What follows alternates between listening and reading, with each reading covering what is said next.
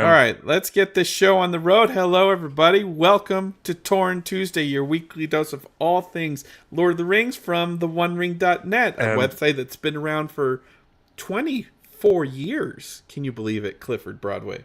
I can't believe it. And what a show that we have tonight for you folks. Actually, I'm going to Oh, change it's my so messy back there. I'm Hold going to on. I'm going to change my audio that um it's going through my. All right. You guys are so wonderful. It's a lovely show. This is Okay. Torn Tuesday.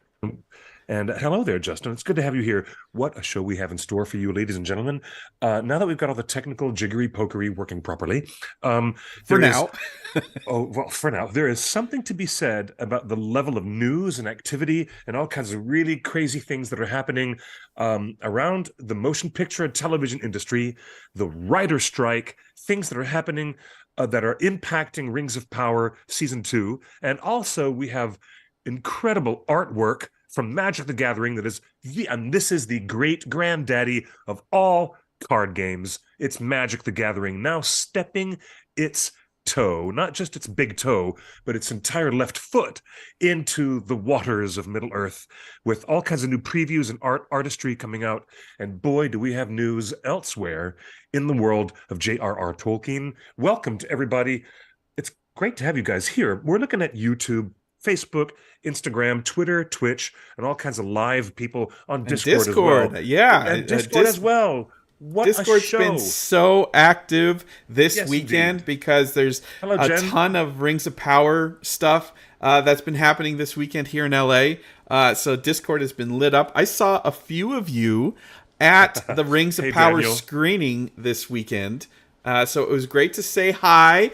Chelsea was there, our old host, Chelsea. We need to have her back on the show soon. Yes, we because must have she's Chelsea. got a lot to talk about Chelsea from Schwartz, all you of can these. find her at Uncool Rockstar. She used to be my co-host here on this lovely program. And now we've got this Siskel and Ebert routine that Justin and I keep trying to do. It's really funny, but Funny it's, how? Funny like a funny, clown? funny, not as in the famous words of Neil Gaiman from the Sandman comic book, not funny, haha, the other funny. That's right. Anyways, Well, yeah. I've been having internet issues this today, Just a so little bit. I Well. hope we don't lose signal. If we do lose, I'll come back as soon as possible. So We'll bring things online with Justin as soon as we can get him back. But in the meantime, I'll try to help give the meat and potatoes of the news and the delivery, and what stems forth is going to be great conversation I see amongst a all lot of of us as fans talking about this. I see a It's lot of our regulars in the chat room. I see some of our staffers at the OneRing.net. We're it's an all great, yes. volunteer site.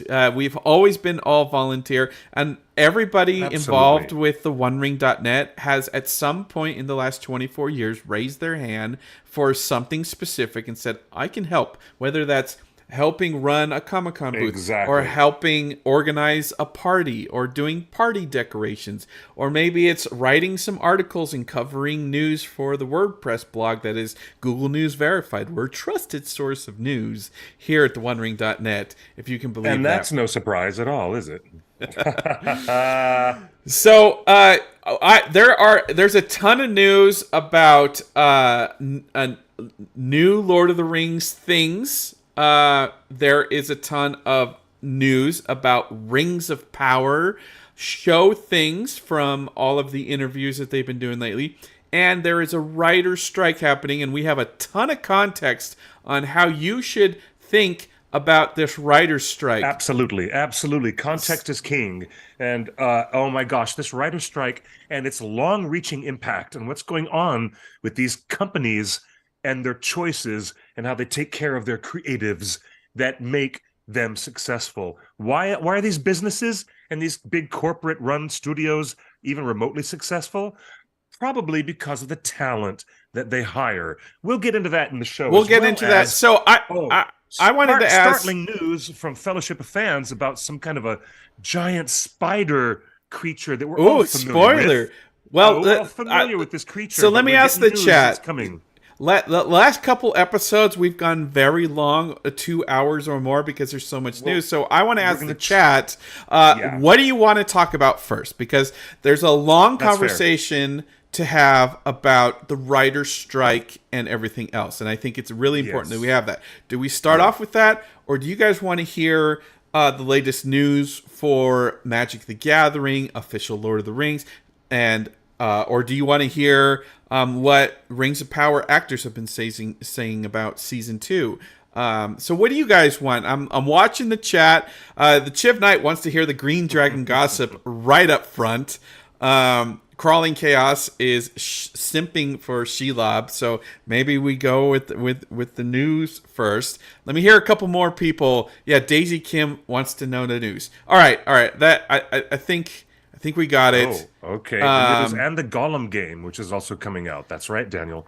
Yep. that's right. Okay. Well, all right. So first news is first.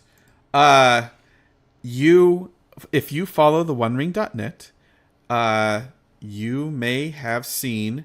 Ooh, not that. Uh,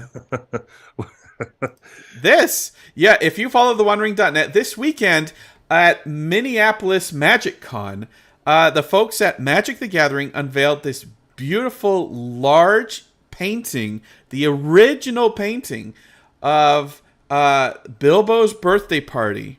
This is a wonderful artwork. This is the this new Magic the Gathering set does play in official Magic the Gathering decks. So basically, Lord of the Rings is getting its own officially licensed card deck that is playable within the Magic the Gathering play universe, or I don't know what you call it. Cliff, how would you say what I'm trying to say? Because I don't play Well, these games. well, no, I mean, in the Magic the Gathering universe, you're in the Planeswalker universe, and they have a well-established mythology in Magic the Gathering. And when you're playing the game itself as a card player, the cards in your deck represent spells and creatures that are coming to your aid because you, the player, the person handling the cards, you are oftentimes a powerful planeswalker yourself.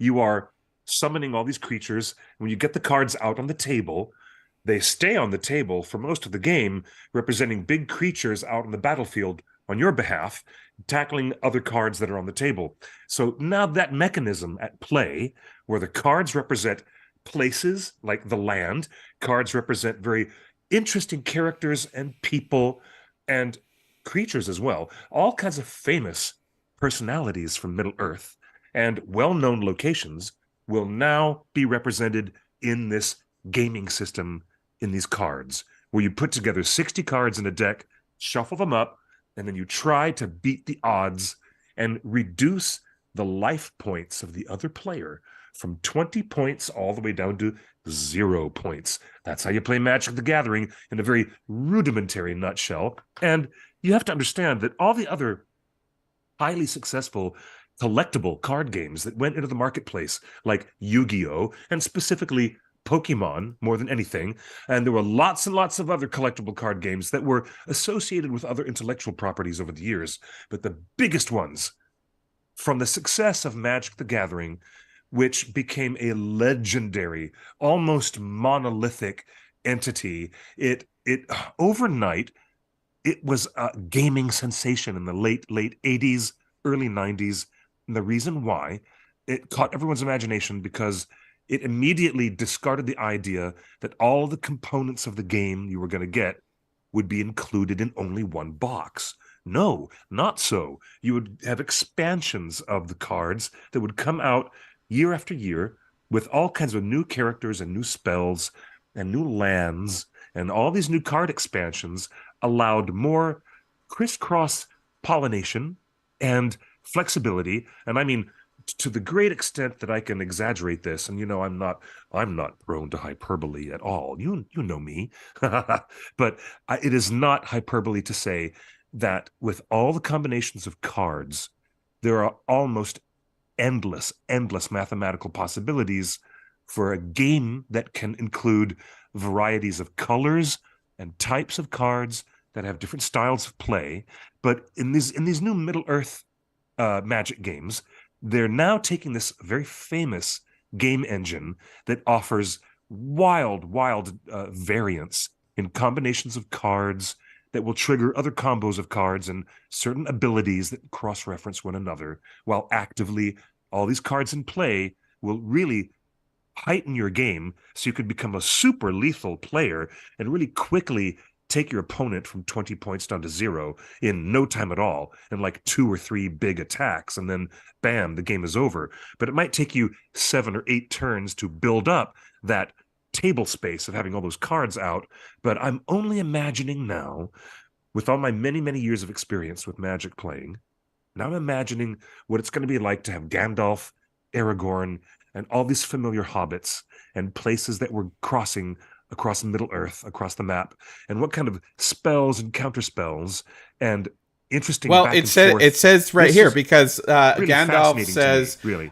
Is a legendary creature, and it says Flash. You may cast sorcery spells as though they had flash. Whenever the ring tempts you, if you choose a creature other than Gandalf, friend of the Shire, as your ring bearer, draw a card. And in fact, Lobelia Sackville Baggins in the top left corner is called a legendary creature as well. Yep. And it says when Lobelia enters the battlefield, exile target creature card from an opponent's graveyard that was put there from the battlefield this turn. Oh, those are very interesting card abilities. I'm very familiar with these printed abilities. And a very quick reminder, if the word legendary appears in the title of a card, it means it is a unique thing. It cannot be copied. Normally, you can have up to four multiple copies of the same card over and over again. Well, I don't understand what any of these things mean on these cards. It says, really? Pick up a battlefield this turn, create X treasure tokens where exiled cards power. I'm already lost in what any of this means. There are probably new terms in play for this version of Magic.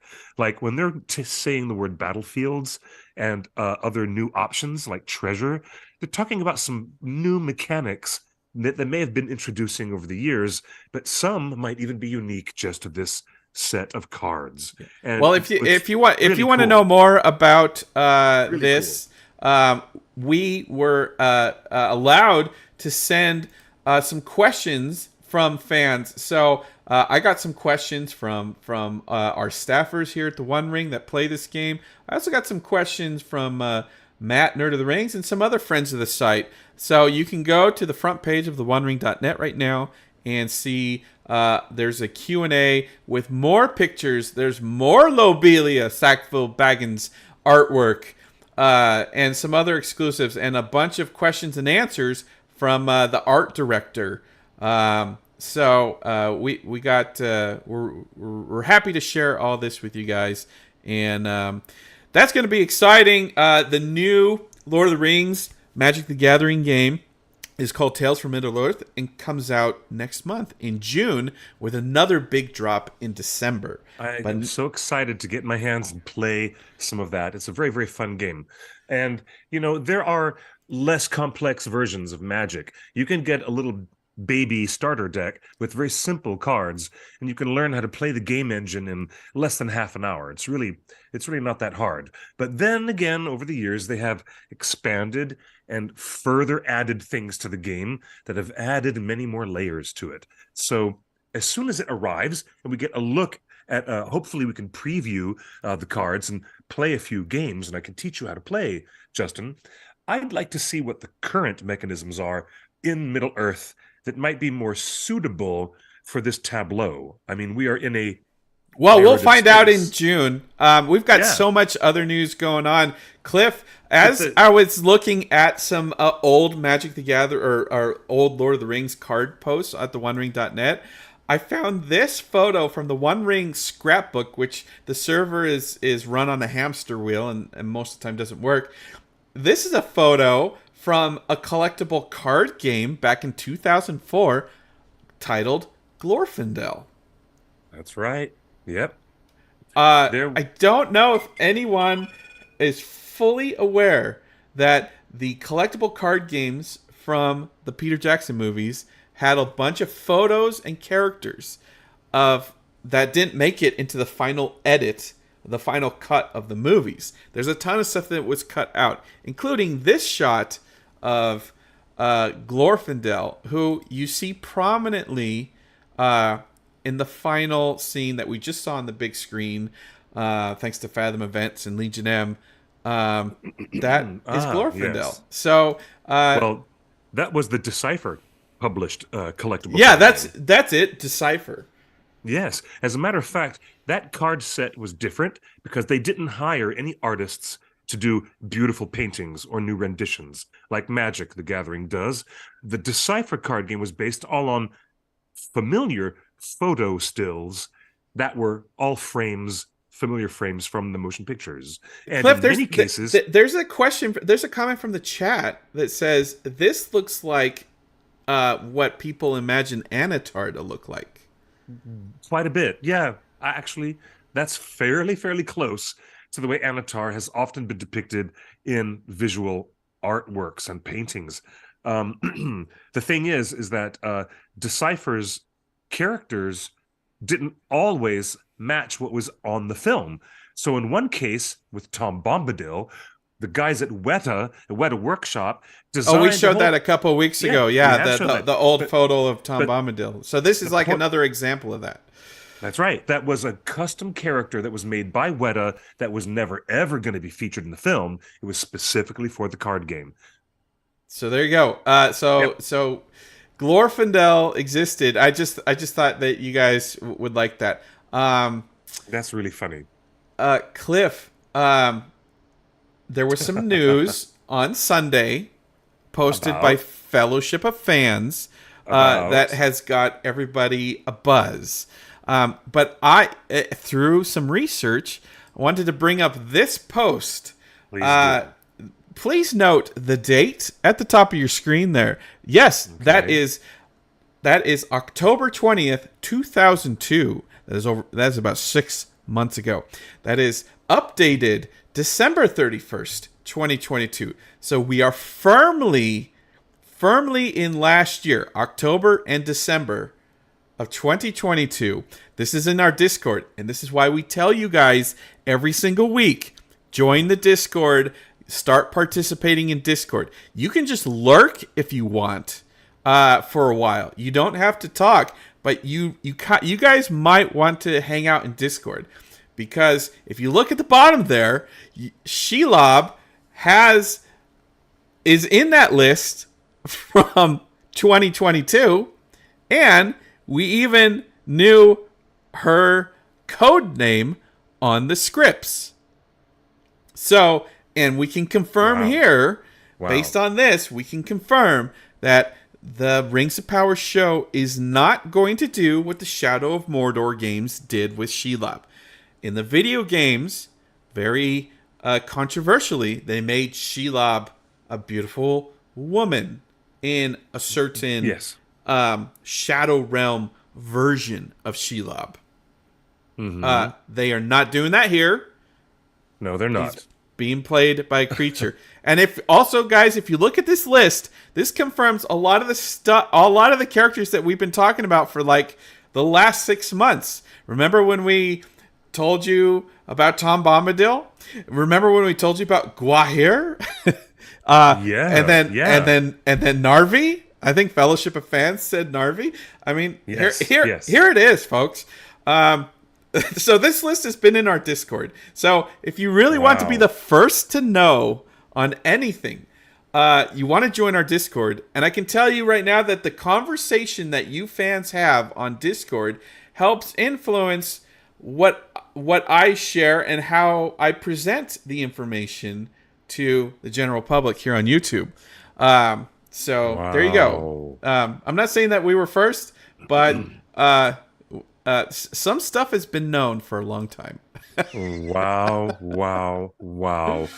Man, that is so cool. That is so cool. So for us to have had early signal from the front lines, from the early battlefront lines, we've had early signals of these characters from such a while ago. That's pretty cool. Well, so We've been doing that for 20 odd years. With yeah. So getting Cliff, spy the question, reports. the question I had for you this weekend, and Yes. I don't think we ever completed that conversation. Is Mm. I want to hear from you guys in the chat. Should Shelab speak in Rings of Power? Because in Peter How- Jackson's cinematic universe, the spiders and the animals don't speak, and Peter came up with a clever thing where Bilbo can hear them speak when he wears the ring, Yes. and is only in the shadow realm when he's wearing the ring does Bilbo understand what the spider is saying. But for all regular viewers and regular characters in the show, the spiders don't speak as normal. Perhaps there's a middle ground. Have you thought about another creative possibility? Simply have the spider making its own language and have it be captioned in such a way that the audience, for the benefit of the audience, or maybe for the benefit of Anatar or Sauron, if he's standing there, why not have the spider not speak any English words at all, but have all of its utterances, its spoken weird spider language with its hisses and clicks and weird, uncomfortable spidery sounds? Maybe that could be captioned. Fair. People in the chat room are accurately are saying Rings of Power is not bound by what Peter Jackson did. This is correct. That's why I'm presenting options. All right. Yeah, Cecilia like in the chat room there you go. says Shelab is a Maiar and she chose that form, but she can communicate in various ways. Do you agree with that? Of course. Yeah, they might also use the same ring technique that somebody with a ring of power, not necessarily Sauron, but any character with any ring of power, because they will be distributed in season 2, maybe suddenly they can hear Shelob, and then things start going in a different route. They might do that. So if we go the Peter Jackson route, possible. if we go the Peter Jackson route, we've already seen the Shadow Realm once in Rings of Power, and that's when Gandalf, not Gandalf, makes the White Witches disappear. And the showrunners have said in interviews they are not dead. They just something happened, but they're not dead. Right. So we're expected to see the White Witches back. So they didn't die. So, but we saw a hint of the Shadow Realm when he turned them into butterflies. So we know the Shadow Realm exists in Rings of Power. So the question is, does Gandalf commune and talk with those the Shelob the spider through the Shadow Realm that he is obviously familiar with? The Twilight Realm, yes. The Twilight Realm. The unseen world. Yeah. No, but you don't like that. You don't like that. No, that's just I never genuinely needed Gandalf talking to a moth. We never needed to have that. Okay, but they copied that in Rings of Power when they copied it in Rings of Power when he talked to the Firefly in the exact same way. He did. I know they did. So that never happened in the books. I mean, look, we're going to introduce Gwahir, aren't we? Here comes the Lord of the Eagles. Let's take 2 seconds and think that the original Gwahir was very sharp-eyed and was flying above the mountains, looking downward from the heavens. And from his perspective, the Lord of the Eagles could see war was brewing in the lands. He knew that Sauron was doing weird stuff over in the east. He knew things were going badly in Isengard because he was watchful. He was vigilant. And that character, Gwahir the Windlord, is the reason why Gandalf was spotted by a sharp-eyed eagle. He never had to send a moth in the first place. It was because the initiative of the character of Gwahir the Windlord that Gandalf was saved in the first place. So if they're going to bring the character, and Dr. Nosy might very well continue to be 100% accurate with these things that we're hearing about characters appearing in season 2. If it is true that Gwahir the Windlord is there, then we're not going to need any more relationships with moths and talking to them so that the insect world is suddenly the secret messengers of all the So wizards of Middle Earth. That was never a thing in J.R.R. Tolkien, that all the insects of the earth were going to be secret messengers for the wizards. That's not a thing. It all is right, not a thing. so what So, I'm in the getting, books, and in the the books. the chat room's initial reaction for the most part was the spider should talk, and so I agree with you, Cliff. Yes, but it's also true that unfortunately Maiar is not the correct designation for Shelab. Shelab was not connected to being a Maiar because Ungoliant, her grandmother, whatever, was never actually confirmed to be a Maiar either, Okay. according to Tolkien. But we don't know that at all. Yeah. A great idea from the chat room, Cliff. Would you be okay with Sheila communicating through messages in her web like Charlotte's Web? Oh, that would be cool. Why not? But that would be a hard sell. Okay. That's not going to happen. But that would be a very hard sell. Well, okay. okay. What is Sheila going to say? Some pig. Some pig. Sauron. You know what? So Cliff, the only way that would be interesting. The only way that would be interesting is if the word is death. If Shelob makes a web as a warning to the orcs and the humans who are coming and going out of Mordor, because there's still going to be an exodus of people leaving the Southlands after all this volcanic activity. So imagine that season 2 might also show us things like the migrations of peoples. And if there's a sign up on the wall that says death, that might be an interesting sign if Shelab chooses to do that, but I don't understand why. I think Shelab would welcome a free dinner coming in through the pass of Ungoliant. I mean, the pass of Kirith Ungol. My mistake. Anyway. I think that a lot of the conversation amongst fans on our message boards, on our Discord, and Cliff, even between you and me and some of our other friends, has been Rings of Power will get better when they embrace their own identity and stop alluding to Peter Jackson's world and start doing things on their own terms. And to that end, I want to champion... That might be one single oversimplification of what's going to happen to get them better. I'd like to also add in they're going to stop gaslighting. Stop! No, we're not talking about mystery that. Boxing. Stop! We're not talking about that. We're talking about Shelob and Gwahir talking. And my point is, to that end, I want this show to get weird. Now, you and I have disagreed on everything we want out of this show. No, and I won't talk about what I've problems with the talking animals. You don't. I don't mind I think going it gets on Narnia. I do not mind the Narnia vibes. Yeah.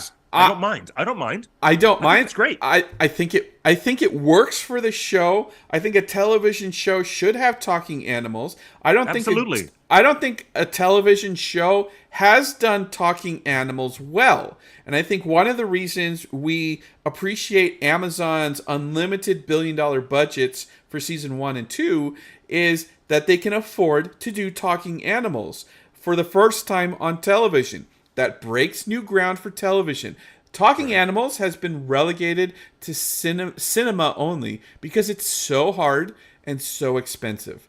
And Amazon, they have money and expertise and the best in the world working on this show. And they're putting they've already said, the head of Amazon Studios said for season 2, we're going to pay whatever it pays. And if it costs the same amount as season 1, that's fine. So the budget doesn't matter. And to that end, Talking Animals puts this show on the right course for being cool and weird and magical. And I feel like that was missing.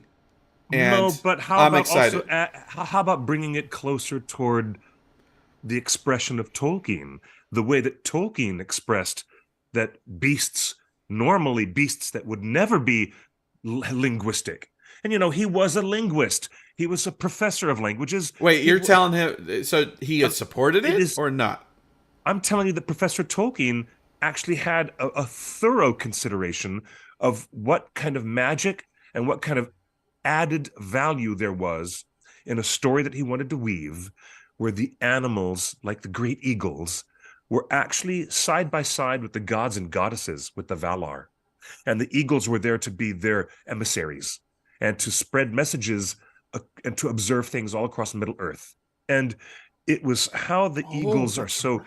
there, the strength of the eagles as a mythological concept, and the fact that they are elevated above other beasts that don't talk, is probably maybe a spiritual connotation in Tolkien that is very unique, and I really like it. I think it's great. I mean, they are the Do animals heralds. talk at Tom Bombadil's house? No, Okay. no, they don't. They don't do that. But I mean, the fact that the spiders talk a great deal in The Hobbit, but Shelab does not speak at all, is a stark difference between the tone of The Hobbit and The Lord of the Rings, but they were both written by the same author with the same mindset, okay? But his approach to things in The Hobbit was really quite different. It was a youthful, juvenile story for children. And The Lord of the Rings was not written in that same idiom. Perhaps that's the incorrect way to say it. But talking animals is not the same thing that C.S. Lewis was doing adjacent. Right adjacent to Professor Tolkien was Lewis filling his whole kingdom with talking animals like a barnyard of George Orwell characters in So Animal you Farm. don't They were want all that. talking. They So were you all want talking. It's not like that. do you want No. certain emissaries of the Yep. animal kingdom? So not Yeah. all eagles talk, but the great eagle does. There's a level of sentience that not all trees have, but some do. I like that explanation. You've just There you go. explained it. There you go. That's it. Every creature, every flora and fauna in Middle Earth has a representative to the Valar. Like the Ents are to the trees, Gwahir is to the eagles and birds. If Gwahir is going to be there talking, and it could have been that with Peter Jackson's approach. Peter Jackson could have had super sentient, and even in the Return of the King, even in The Hobbit, they're so beautiful and noble, but they never, ever speak. Peter Jackson and his So team what do you never, want? ever wanted to do that. They never wanted to do Yeah, but what do you that. want out of this show? I'm all down and I'm 100% on board for the addition of Tom Bombadil and definitely Lord of the Eagles, Gwahir, and full on talking Gwahir. And I don't need to see the stranger, for example, the stranger and the bear that they accidentally bump into in the woods having a Disney-like conversation. But I mean, if the bear makes like grunts and gestures and makes some noises and then He's wanders off, sentient, kind of sentient. Yeah. that gentle animal, and then all of a sudden the stranger gets full understanding of full context that little Nori would not have full context of. And she would look up at the stranger and be like, holy Toledo, you understood what the bear was saying? And the Gandalf, who's not Gandalf, the stranger, would say, oh, if you listen with more than your ears, my child, you can really hear what nature is telling you. And Does Shadowfax talk? The whole thing that Shadowfax is like, no, he's not talking, but you know that Gandalf has sentient understanding with that horse. You know that the horse is sentient the way that Gandalf talks about him and regards him. You know it. It's the way it's the way it's written. I like that. I like that. I will say this to your idea. I know we don't agree on everything. I don't like your idea of a subtitled spider language. I think one of the big failures of the Hobbit movies was having the big bad Azog and Bolg speak in their dark orc speech and have subtitles. The subtitles took me out of the magic of Middle Earth. Was it different when the orcs and the two towers were talking about meat back on the menu in plain English? I Was like different? that. I like Okay. that better. That's What my about preference. their legs? They don't need them. That's my preference. I Okay. I liked and maybe that's me as a Western English speaking person that I enjoyed that. I didn't like having main characters in the Hobbit movies subtitled the whole time.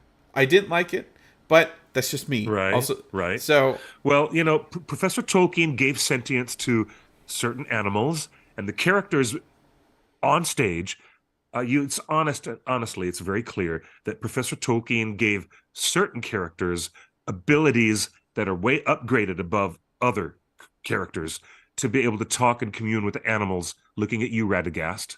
Okay, Oh, that's so right. Yeah. come on, seriously, Radagast had full-on Doctor Doolittle lifestyle where nothing was subtitled, but he was fully English language conversant with all the chirps and barks and sounds of And he and responded to roars them. You of didn't every hear animal around. Yeah, he knew it. you didn't hear what the animal said to him, but he Yes. responded as if he understood what they were But saying. with the thing is, with Sylvester McCoy doing that so beautifully, and I love Sylvester McCoy as our Radagast. That was a lot of fun. But I don't understand why Peter chose to never have the great eagles have conversations with Gandalf the White or Gandalf the Grey, ever. It never happened. Now that Rings of Power is setting their sails into this territory, I support that 100%, and I think it will improve the show that that we're going to have these great eagles being more than just background pieces of staged Monica wants to action. know if the orcs being subtitled bothered me. Did the elves being subtitled bother me? Yeah, yes, equally it bothered me, but it bothered me less because the elves mostly speak English for the main plot dialogue, and when they speak Elvish, it's used creatively in very limited emotional scenes. So I feel like the limited use of the foreign language was fine to me. Final question on the Shelab, Cliff. The three acolytes of Sauron were speaking to each other in what would Yeah, I possibly didn't be like it. future black speech of Mordor, even though at that point in the story they might not have known that Mordor was just being created at the moment. I don't Right. know. Final question on before we move on, Cliff. Fellowship of Fans reports, and Nosy reported, it's baby, it's young Shelob. Oh, that's interesting. Do you what's your thoughts on young Shelob? And would this mean Gwahir would be young? Are all the animals No, young in the second age? Or is I don't it know. character specific? It's an interesting choice, but because the details are not fully hammered out in the appendices of the books, then it's legitimately fine. And look at all the thousands of years of time compression they're doing Right. anyways, and we have to accept that. Sure. Fine. All right. So it's a So why non-issue. not? So why Not not? But I non-issue. think it's a misnomer. It's always been a misnomer in the pre-release marketing leading up to the release of season 1 for all of us, and you were guilty of this more than anyone, my fellow friend Justin, but calling young Galadriel, the actual phrase young Galadriel, is such a misnomer for someone who's been alive for thousands and thousands of years at Right. the point in the story where we are. So the concept of a young Shelob might be hundreds of years younger, but still the creature might be hundreds of years old. Right. It's just it's a when we say young Shelob, it's a positioning thing. Like, how is the character going to be And I agree with you. performed? How is it going to be performed on screen? So I agree with Zephyr suggesting that Shelob was likely bred and born in the first age. sure. All right, moving on. In the lands of Doctor Beleriand, Nosy, Doctor perhaps. Nosy also reports that possibly Stuart Bowman, who was announced as a new cast member for season 2, could play Keir Dan. Of course, here is a photo from Oh Peter yeah. Jackson's the prologue of Peter Jackson's movies, when in the voiceover Galadriel says, "And 3 were given to the elves, noblest and wisest." That Do you know is what? out of focus. That actor briefly appears in the Grey Havens at the end of Return of the King. Very That briefly. And that's then right. goes off stage. Yes. So we know for a Yes. fact, Cliff, that Rings of Power has made every effort to cast actors that look like Peter Jackson's actors. They are doing that quite a bit, though, aren't they? They have done that a lot. So it is Yeah. not out of line. it is not out of line to say that they will continue doing that. And honestly, Cliff, I appreciate that they're trying to cast actors that look like Peter Jackson's actors. I think that even if the show goes its own direction, I like a little bit of visual continuity because That is super cool. Yeah, that helps. It helps a lot. Speaking of actors, Cliff, we forgot to bring this up last week, but we lost a big one.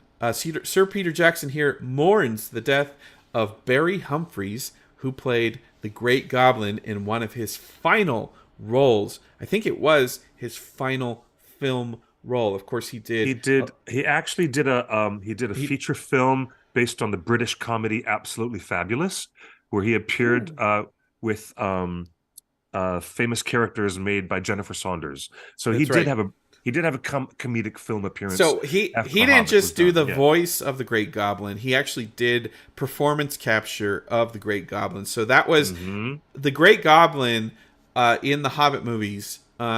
Was say what you want about the design that Weta did of that. I felt it was a little, I don't know, phallic, to say the least. I thought the performance was great. I thought it was like the worst case of gout I've ever seen, and it was from the his worst. chin. And it was so gross. Gout from his chin was gross. But what a great character, and what a nice surprise, because The Hobbit is filled with songs, poems, and songs, and a lot of playful verse that Professor Tolkien thought was really entertaining. He was just entertaining his children and himself linguistically, putting in all these really light poems and songs. That's the right. Goblins, the goblins of the Misty Mountains have these really great little bits, and Peter Jackson actually stuck some of that in there in the extended edition. I love it. And really Peter Jackson posts on his Facebook page, we've joined the rest of our fellow Kiwis in mourning the passing of the great Barry Humphries. He was a friend and colleague. His ability to spread laughter whilst making astute and telling observations was unrivaled. Barry always had a twinkle in his eye, undoubtedly because his marvelous mind was up to some kind of mischief. He was truly a scholar, a gentleman, and a glorious dame. We will miss you, Barry. So there's Peter Jackson mourning the great goblin, Saying Barry farewell Humphries. to Dame Edna. Yeah. Dame Edna, as well as many other great characters, great memorable character performances. It was a really funny surprise that the Great Goblin would end up being someone like Barry Humphries. Like, out of all the people you could cast, that was a big casting surprise for me. But I'm telling you that... And he was so funny when he said, "What are you going to do now, wizard?" And then when he gets his whole torso sliced open, he looks at the camera and says, "That'll do it." That'll do it. The joke was so funny. I thought it was so funny. I'm telling you, the biggest issue with the Hobbit movies is Peter cast an all-star team of comedians. All the dwarf actors are incredibly funny comedians. Comedic. All of the supporting actors, whether it was Barry Humphries as the Great Goblin, is the best example of. These are all huge comedy performers and writers, and then putting Dane Ironfoot as the one true comedian. The movies of The Hobbit are comedies, but they were not edited for comedy. They were not scored for comedy. And I feel like film, not at all. The third film is disaster after disaster after tragedy. The third film is not at all a comedy. But there are a bunch of very comedic performances, and you could re-edit the Hobbit movies as a comedy and use a little more fun and fancy-free music.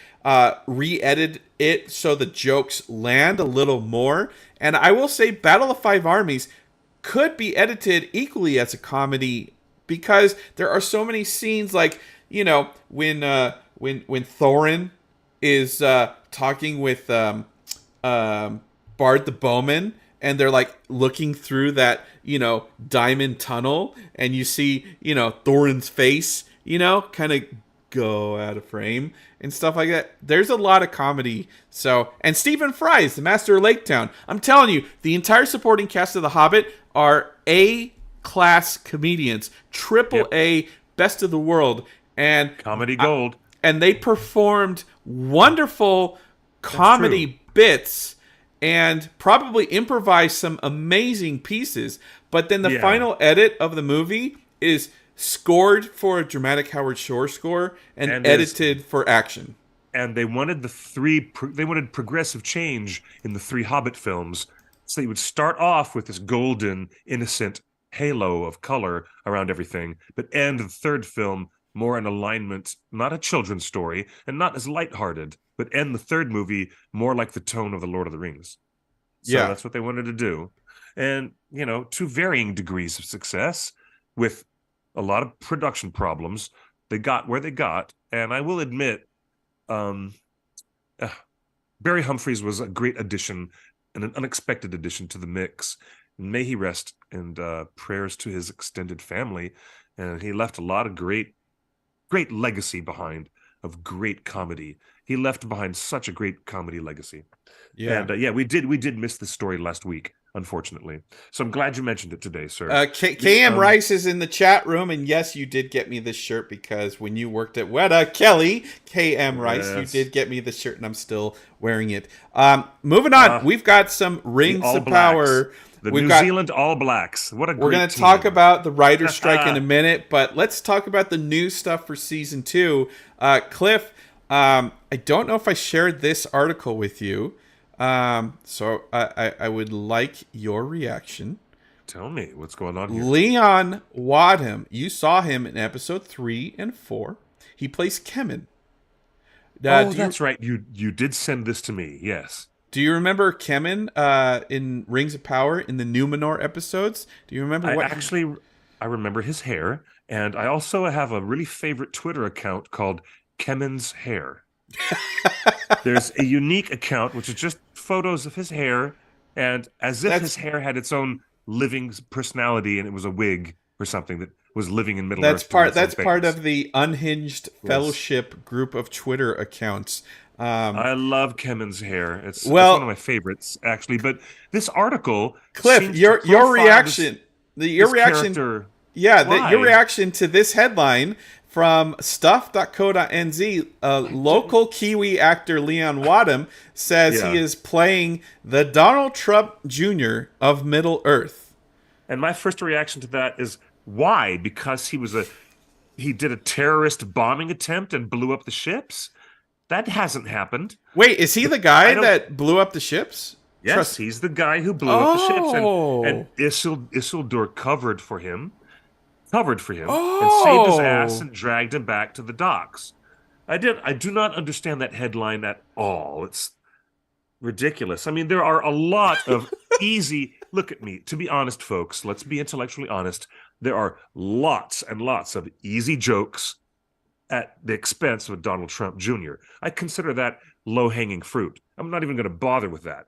But there is no possible weird connection. So there's no weird connection between Kemen's character and is it because he's being a political? Is he on drug? Is he drunk and on drugs all the time? Is that what they're trying to say, or are exactly, or are they trying to say that his character Kemen, he's a political nepo baby? That was the question. The headline should have been he's a political nepo baby, not even using that extension of that idea. It's so silly. What a silly headline. Okay. He's a nepo baby. Should we read, Cliff? Should we read anything into the character of Kemen with this headline? No, I don't even know. No, because headlines. No, badly written headlines are written for a purpose, not for us to read too much into it. For heaven's sake, gosh, that's funny.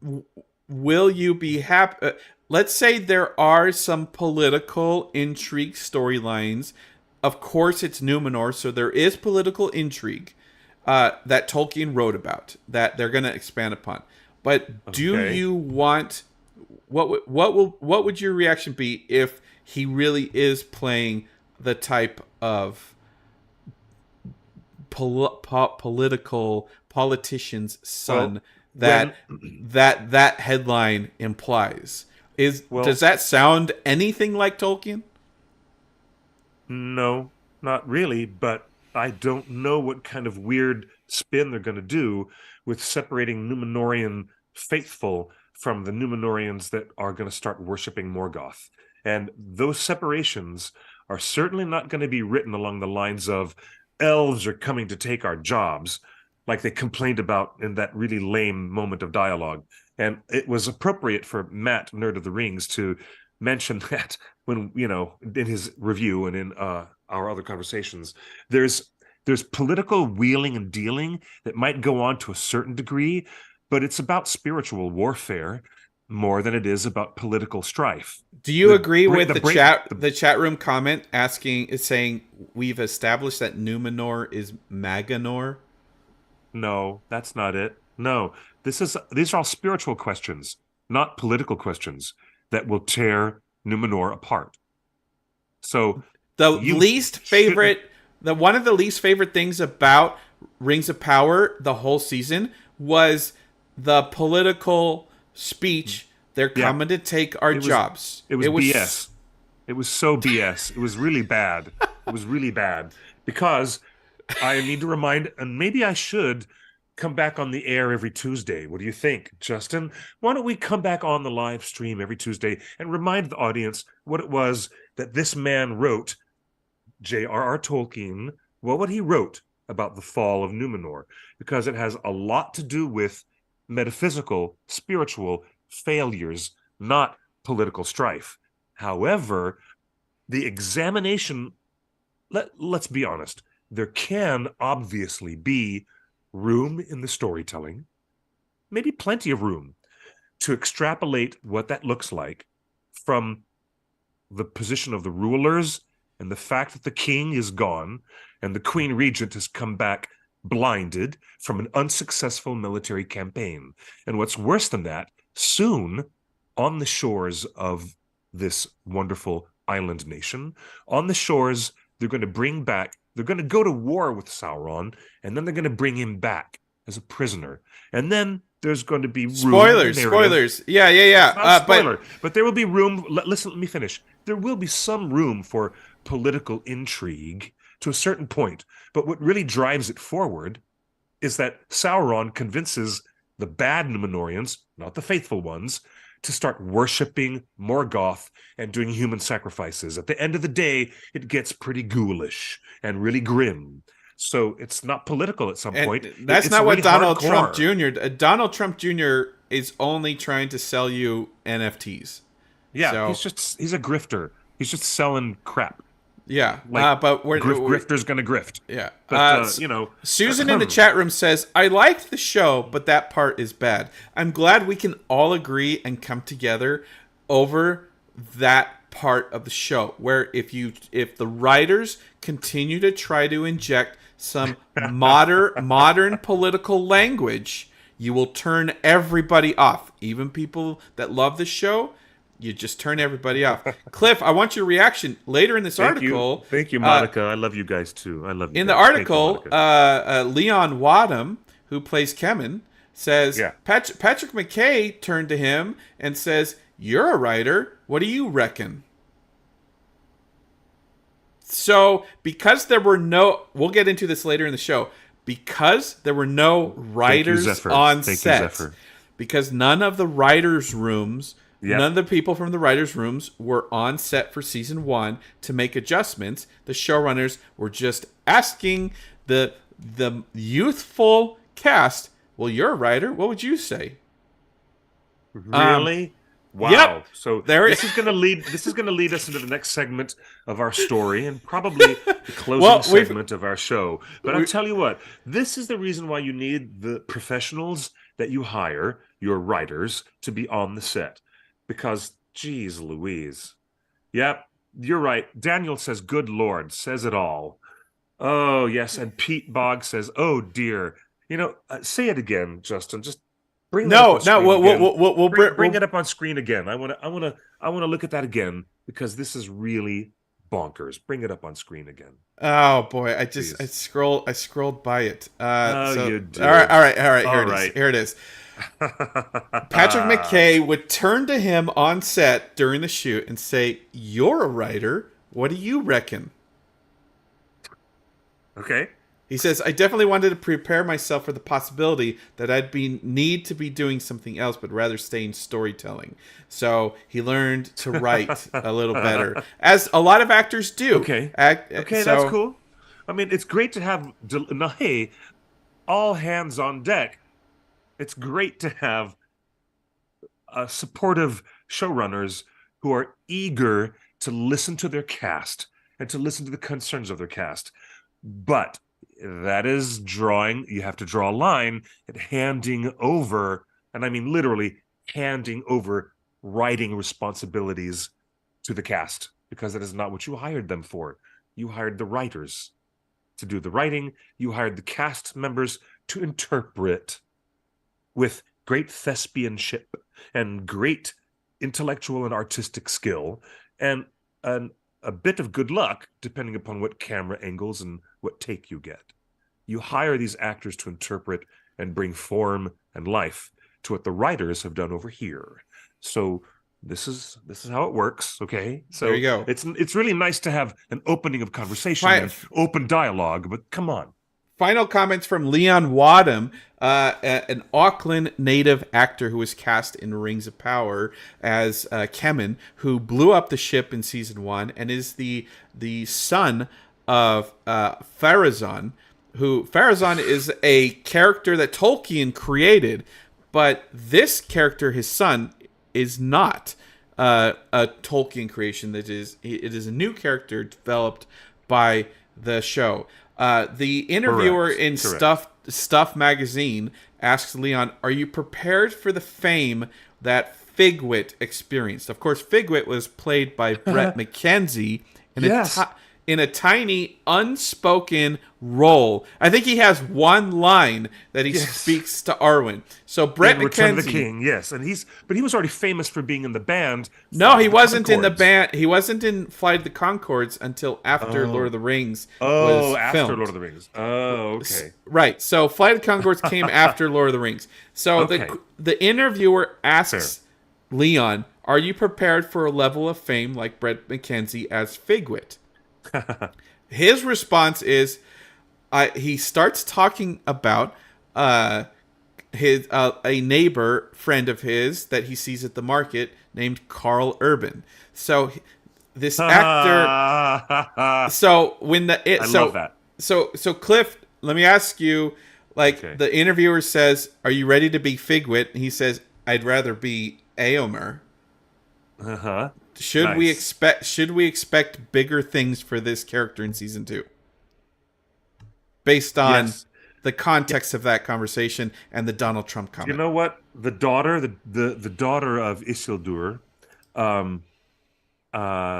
she's going to be getting more into this relationship with Kemen, who is the son of. We're looking at the daughter and the son of Pharazôn and his complete opposite. And these two are the characters who are going to most oppose one another in Numenor. It will be Elendil and Pharazôn. But that is the betrayal. But the betrayal that I smell is coming down the road from Elendil's daughter is just obviously coming down the road. So yeah, Kemen will have more to do. All right, moving on. Before we get into the writer's strike, there was a bunch of great things that Amazon did with fans and with press this weekend. One of them was we showed you tonight. There's a thing that's happening now. There's a thing tonight. Attending, yeah. We showed you this picture last week. Steven Weintraub from Collider took this picture. This is the in Hollywood, California, just 2 blocks from Scum and Villainy. They have all of these costumes on display for Amazon shows that they would like to get nominated. I, along with several of our friends in the Discord, Ariel, thanks for saying hi, went to a screening of Rings of Power episode 1 and 2, and there's a picture I took. That is the costume designer Kate Hawley on the left, director J.A. Bayona right next to her, second from left, and of course you see Sophia and Owain and Ismail, and Morphith, all doing a wonderful Q&A.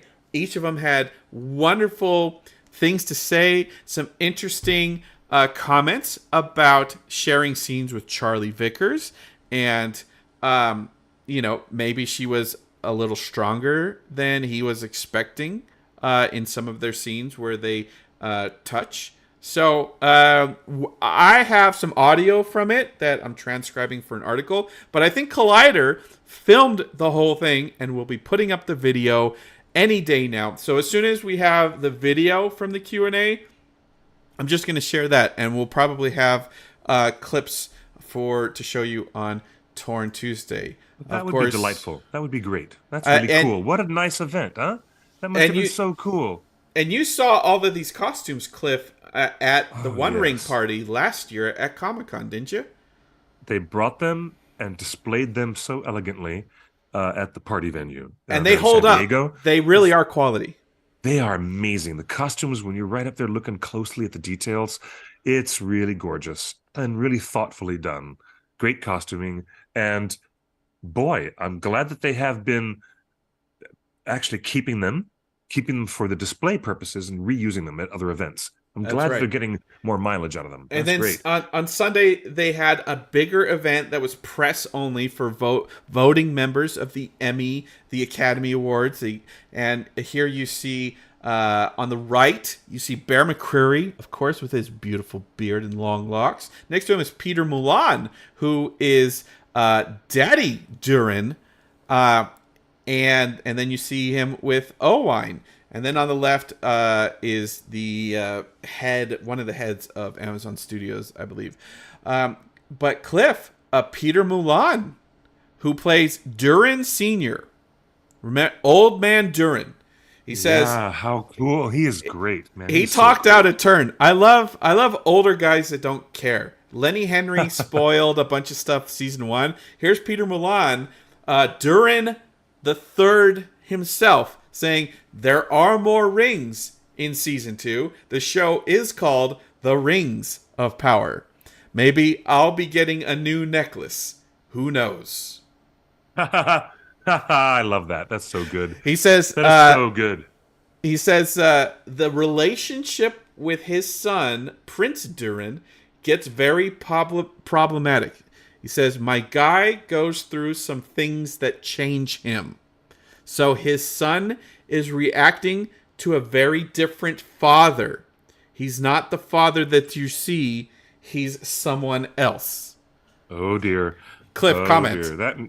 That means that if he does get a ring, that means that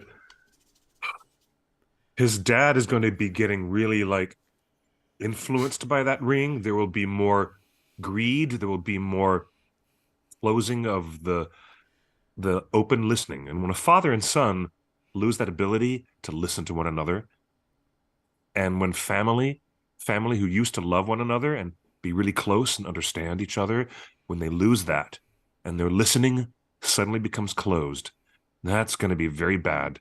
And all kinds of, especially because we know that Disa, as described by the wonderful actress who plays Sophia Nomvete, she's also described herself as an upcoming Lady Macbeth character. So it looks like there's going to be a lot of ugly family drama in Khazad-dûm in season 2. All signs are pointing to a lot of drama and a lot of crazy pants stuff amongst the dwarven family that we know in Khazad-dûm. Did you expect Daddy Durin to be the one corrupted by Sauron, or did you expect Owain, the son who's eager to take over, to be the one corrupted by one of the 9? I expected nothing of the sort. I wasn't sure yet. I expected nothing of the sort. The dwarves have 7 rings, right? They're correct. Seven dwarves are corrupted. The 7 dwarf lords. The long beards, the fire locks, there's so many other names.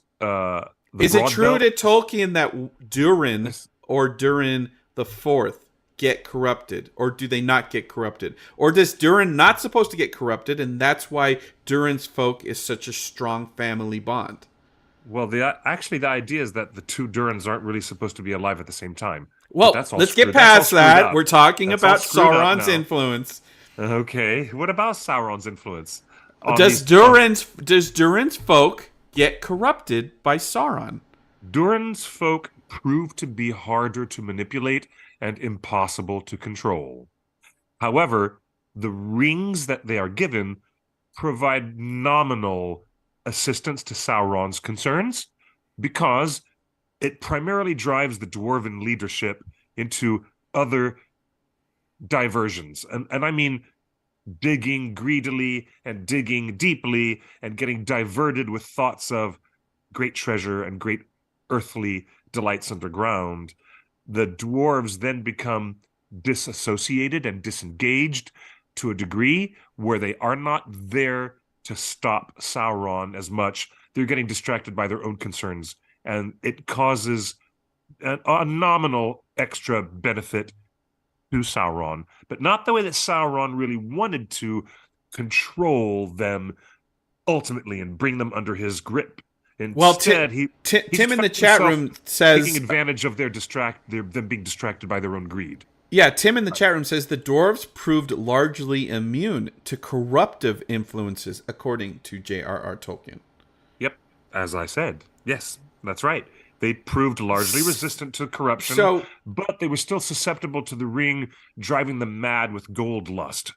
And instead of paying attention to the outside world, instead of looking from a geopolitical point of view about what Sauron was doing and taking advantage of certain situations, the dwarves just went inward into their own BS and their own plans and their own greed and their own digging. And to that is what I'm trying to describe as the outside marginal effect that might have been a little uptick for Sauron, but he did not get the rings to control the dwarven lords at all. He couldn't corrupt them the way that he succeeded in corrupting 9 leaders of men. So that story turned out very differently. Did he give the dwarves 7 rings to get them off the table, to make them insular, so he could take over? He wanted to control all the races through them. Did he want control of Middle Earth, or did he want control of all the races? And the dwarves just were a computer error, basically. He couldn't get control of them. Maybe they were a bug in the system. Maybe, I don't know. But those analogs can come and go. What really mattered was that the dwarves were made outside of Ilúvatar's creation. Do you understand? The god in this universe, Eru Ilúvatar, did not create the dwarves at all. He created the men and the elves, and they have very specific spiritual destinies and probably background metaphysics that Sauron could manipulate much greater to a degree for his success and his plans. But the rings for the dwarves probably didn't work, and I'm suspecting this as a mythological background point that maybe nobody's ever talked about. Maybe they have. But it might be the fact that the great Valar, one of the greatest of the Valar, Aule, was the one who created the dwarves, not Ilúvatar. And maybe that might be part of the reason why Sauron could not retain that ultimate grip on the dwarven lords. Maybe that's why. I don't know. I will mention, as I was watching episode 1 and 2 on the big screen this weekend, I clocked three different. That's true. I clocked 3 different times that the dwarves' dialogue mentioned Aule. So they are working Aule already in on it during the pilot. But Cliff, what do you think? Yes, they are. Yes, what do you think of the final comment here? Where Aule's beard? I heard quite a few of those exclamations. He says, beard. Peter Mulan, who plays Durin the Third, Old Man King Durin the Third, says, "My character goes through some things that change him, and his son is reacting to a very different father. He's not the father you see. He's someone else." Do you think this is going to play out kind of like Dragon Sickness changed Thorin in I think they might subtle ways? Yep. Yeah, exactly. But that's what the rings ended up doing. The indications that Professor Tolkien gave us is, yeah, that dragon sickness is a type of thing. You're in that lane. You're definitely in that lane now. What the rings would have done to the dwarf lords and their Is there mentality. is there concern, as we've talked about numerous times, this show should chart its own path, but it's also casting actors that look like Peter Jackson's world and using a lot of rules and things that Peter Jackson developed for the screen. Are you concerned that Peter Milan playing a dragon sickness type thing in his dwarf will be too familiar to Thorin? No, No, no, because no there's concern. there could be some really interesting visual ways to represent this, and it might actually be drawn out with a lot more dynamism because you have Princess Disa on the scene, and because there's family involved, and there might be a whole extra layer to this they could pull out the stops. They could do All a right. lot. They could do a lot with it creatively.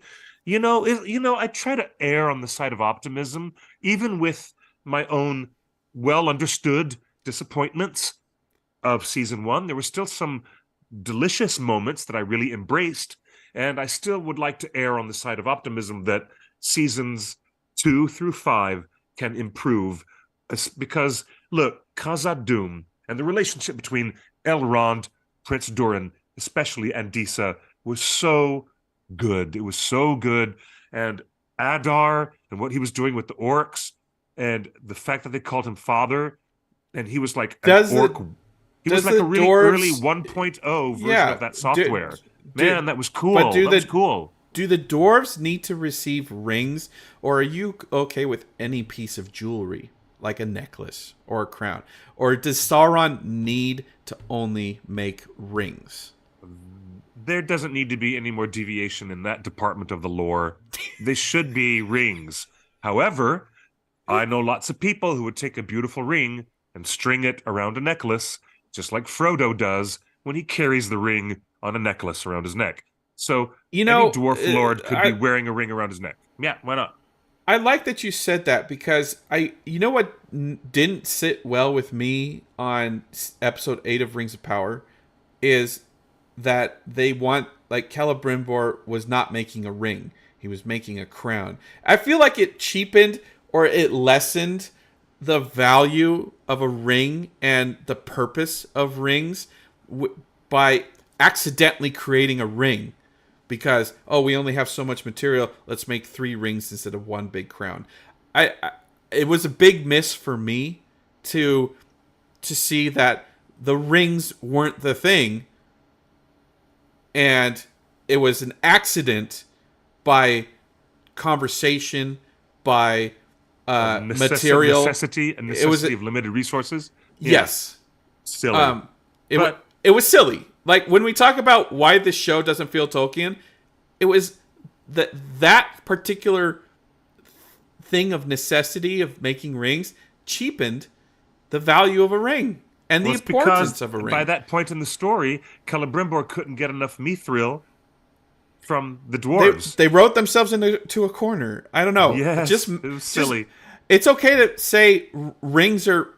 I feel like rings were cherished. Rings are supposed to be a cherished piece of jewelry across all of Middle Earth, and that's why Sauron uses rings. Sauron uses rings because it's universally cherished as an object, not because he's short on materials, which is what the show presented to us. So that's one thing I didn't like. But moving on, Galadriel Morphith, in part of her interviews this week, confirms she will embrace a shiny new power with her ring in Lord of the Rings. Oh, Cliff, yes. any thoughts on what power she receives with Nenya, besides being able to talk to the Shadow Realm? Well, they should have immediate, maybe not immediate, but they should have telepathy between the 3 ring bearers. Remember all those cross dissolves between? There's lots and lots of cross dissolves between Hugo Weaving and Kate Blanchett. Well, they're using telepathy of the rings to talk to each other across many thousands of miles. Yeah, Tim in the chat room says rings could be incorporated in armor and other jewelry, but the rings are not debatable. Thank you, Tim. It Yeah, is called the indeed. Rings of Power, not the Crown of Power. God, That's that right. was just, what a miss. What a just miss. But I And have you a know what? Ultimately, there's a there's an obsession that Galadriel has, and she starts getting obsessed with the idea of building a kingdom of her own and having a little miniature of Valinor that she can have right there in Middle Earth, so that she doesn't have to go all the way back to does Valinor. does the And she ring uses her drive her in that way? no, but she realizes that she Mm. can use its power. She realizes that she can now use this powerful ring to create her own dominion. And that is the other prideful aspect of the Galadriel character that Tolkien much more clearly wrote about. That she was prideful in that aspect, that she didn't want to go back to Valinor. She wanted to create her own little kingdom. And the the water, the ring of water, the ring of adamant that she's using. And the other one, Vilya, is the ring of air, the one that Yeah, but Elrond very also. specifically on Galadriel. Let's stick with Galadriel. She has Uh, the ring of water, which can also use to preserve and heal and preserve. But what she ends up doing is she takes that forest of Lothlorien and she uses the ring to slow down the passage of time so that they have a little encapsulated miniature kingdom. That's why Peter Jackson switches to slow motion whenever they're shooting all those scenes in Lorien. Remember? That's Kim, why. Kim in the chat room That's why. says, if you're asking for specific power buffs with her ring, Nanya is the ring of water, so she'll get water-related powers and spells. Does this translate to potentially crossing Tom Bombadil and his water girlfriend? Maybe, but she's not going to become a waterbender like an Avatar. She's not going to become a waterbender like Katara and Aang and all Okay. the people in The Last Airbender. But having spells and abilities with water is seen in the way that she uses water for the Mirror of Galadriel for seeing Oh. visions. She does have, Oh, she I does never use, clicked on that. that's water magic. You know what I mean? It is water magic, but the ring that she's using is not for using water spells, but to slow down the passage of time and to have this approach to deathlessness, that things in Lothlorien perpetuate and perpetuate without ever fading and never dying. And that is the sinful quality that Tolkien wanted to address with Galadriel, that she was committing, quote unquote, that perversion of the natural order of the time, the cycle of time, the cycle of growth, decline, and decay, and then death and rebirth and renewal. All of that is being stalled, completely stalled by the power of the ring of adamant that Galadriel And this uses. is why the light of Elendil is a bottle of water. Yes, that's right. It's She uses the all water to capture the light. So, uh, all right. This makes sense. And let's not what forget is? the most important feature of these I mean, rings. It's the first cell phone in Middle Earth. it is. So It's kind now of. she can make wireless phone calls to But all I of her mean, friends. if she's guilty of anything, the people behind the Rings of Power have made Galadriel culpable in bringing Sauron into their mix. They have made her a liability, and they've made her, quote unquote, guilty of something that she shouldn't have done that is going to be problematic for her character. And Professor Tolkien never wrote that. Literally, what Tolkien said she was guilty of not wanting to allow time to pass and the natural fading of the world. Instead, she wanted to stop the natural fading and to keep a preserved, like mummified. Think of Lothlorien as being in stasis, like a mummified state in time. That's what she was using the ring for. And that is what I'm most interested in seeing them do. She will have this obsession, perhaps that's a strong word, but she wants to have dominion over her own kingdom in Middle Earth, and that powerful ring will help her do it. Then who's going to walk on stage in season 2? Her missing husband, Celeborn. When he comes on stage, what the hell is going to happen next? But I think the Hey, writers made it. we're talking Let's about just say rings. the writers made a mistake in making Galadriel culpable or guilty of bringing Halbrand into the Eregion. But what she's really guilty of is not wanting to put down the presence of power and the wielding of it.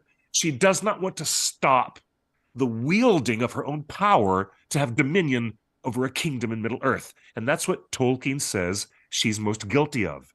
When Galadriel passes the test of the ring, when Frodo offers it to her and says, "Here, take this damn thing off my hands," at that point, Galadriel realizes, holy shit, I could have the dominion and the power over my own kingdom and much, much, much more. And she lets it go. She does what Aragorn does, and she lets the ring go. And that is the sin that she is no longer guilty of. At that point, she admits out loud and says the famous line of dialogue, "I have passed the test. I have passed the test. I will now go into the West and diminish, but I Okay. will remain Galadriel." She actually says it out loud. But I think the Rings of Power, especially the showrunners and the writers who are working on season 2, they really, really, really, really need to lean into that correct metaphysical problem that Galadriel is now faced with the power of her one ring. And in season 2, you might see that ring light up her eyes in ways of taking dominion over her own kingdom in ways that has never happened to her before. But let's see what happens. Let's see what happens. So let me be clear. You do not want any water bending. No, no water bending. Damn it. All right. All right. I have a clip. Cliff, I don't know if you'll be able to hear it in the Zoom, but you'll be able to hear it on the stream. I have a clip from one of the many interviews that Morphith did this weekend. I think at the beginning of the show, she's in a state where her grief and pain is so massive that nothing else really exists, even though she's trying to kind of do things for the greater good, so she thinks. It's her own personal pain that's dictating everything she does. So there's a selfishness to that. And then I think the choices that she makes at the end of the series are more to do with her realizing that there are consequences beyond her ego and her own pain. And kind of that's what we're kind of get scared. And you said something season 2. But like yeah, I kind of wanted her to. What I love about Tolkien's world is that I think they're incredibly unindividualistic. His like way of looking at the world. You have to be part of your community, and you have to kind of be part of the planet and find joy in kind of looking at the sky or feeling the wind. And she's very much not there. And I think she reaches rock bottom by the end of the season, and hopefully then that means that she can regrow. Interesting perspective from Morphith herself. Cliff, you're muted. That's because I was listening to the playback louder on my phone. That is so cool that she almost let slip something about season 2. That's cool. That's so cool. Oh my goodness. You know, Garfemau, you might be correct that Gandalf's spell for the horses in the river Branduin when Frodo was crossing the ford, that might be waterbending. Yes, maybe. Oh, yeah. But that was Gandalf. Actually, it was Elrond. It was Elrond who had magic over the river, and Gandalf added the horses as an extra touch. Right? Excuse me. Well, so hey, so do you so do you like what you just heard? That they're obviously on a path. That the character is learning to deal with much bigger consequences of her actions that are outside of her own perspective of grief and her own limited view. As I've said before, I said this on the panel at WonderCon, they have to start the character at one point so they can gradually advance Galadriel and get her evolution to go onward and onward and onward from that bad beginning to a much, much better place. So maybe that's the whole plan. Well, what you just described with the whole water stuff and protection and slowing of time means she doesn't actually become the good guy until the middle of Fellowship of the Ring. So she should I feel like everything you described, No. in one way it's good, and it's good for her people and everything like that. She's made choices. Look but at all the good things that she's doing during the time of the Hobbit, in kicking Sauron out of Dol Guldur, and cleansing the southern regions of the forest where he had corrupted the forest. She does a lot of good things before the War of the Ring. Come on, because they're exes. Come on. No, that will not stand. Sir, I watched the same show you did. I watched the same show you did, and they did not kiss, but they did everything else. That will not stand. up to get physical. Why does Gimli call her a witch? Why do the dwarves call Galadriel a witch? I don't know, but you're being silly. Okay, I'm just saying. All right, water bending is off the table. Waterbending's off the table. So that is all of the new news. We've given you the Green Dragon gossip. We've given you 6-month-old information that is still being reported as an exclusive red alert, brand new. Cliff. But the main conversation, I think, we're in week 2 of the Writers Strike, the WGA, which is the Writers Guild of America. The Writers Strike of America. Let's be clear. That's right.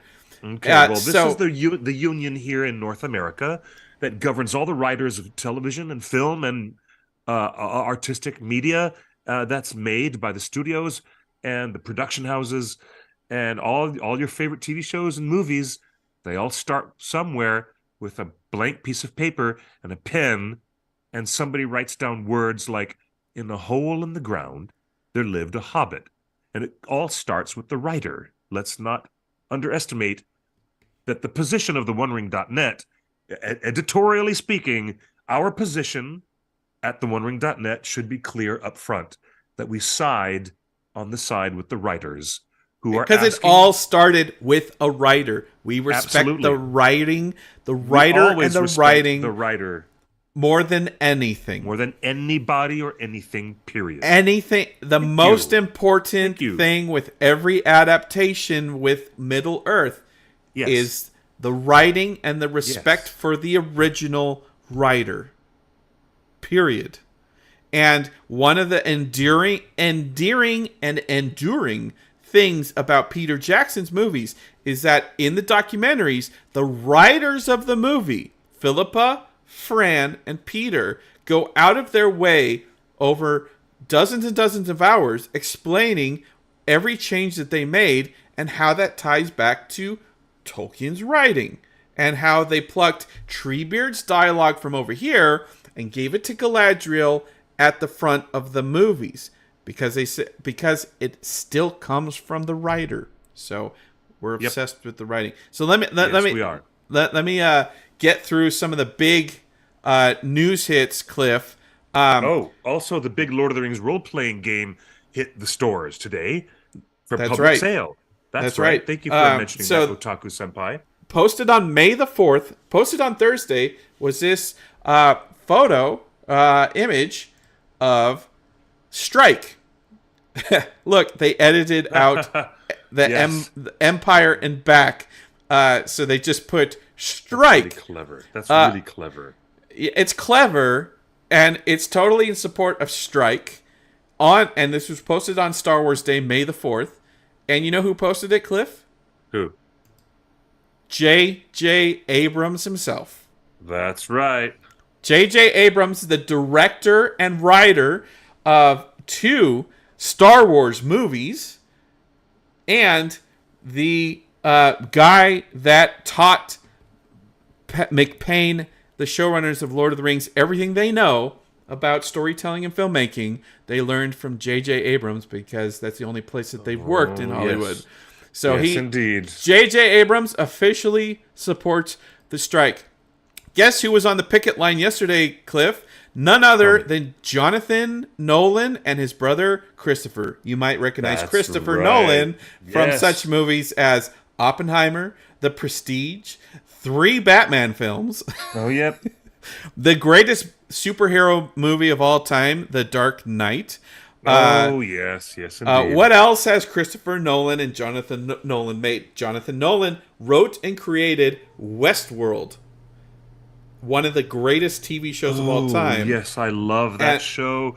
That was such a great show. And also Westworld is a show that one or two of the writers of Rings of Power came from. So there you go, Christopher Nolan on the Paramount strike lot. Cliff, what else is going on? Jennifer Hutchinson, so cool. the writer of 2 episodes of season 1 of Rings of Power, and one of the writers on season 2, we don't know how many episodes she's written, was on the picket line this morning. Jennifer Hutchinson has flown home from being on set on Rings of Power in the UK. Jennifer Hutchinson is back here in LA, and she was on the picket lines this morning at Universal Studios. So she, as a writer, one of the lead writers of Rings of Power, is fully support of the strike, and she's actually outside, hopefully with a hat and some sunscreen and plenty of water. Cliff, you know who else? I hope so. I think that's very encouraging. Very encouraging. Go ahead. Who's next? The Duffer Brothers, the creators That's right. of the Stranger Things creators and showrunners, have declared that the show is on hiatus. According to the Duffer Brothers, they respect the strike. Yep.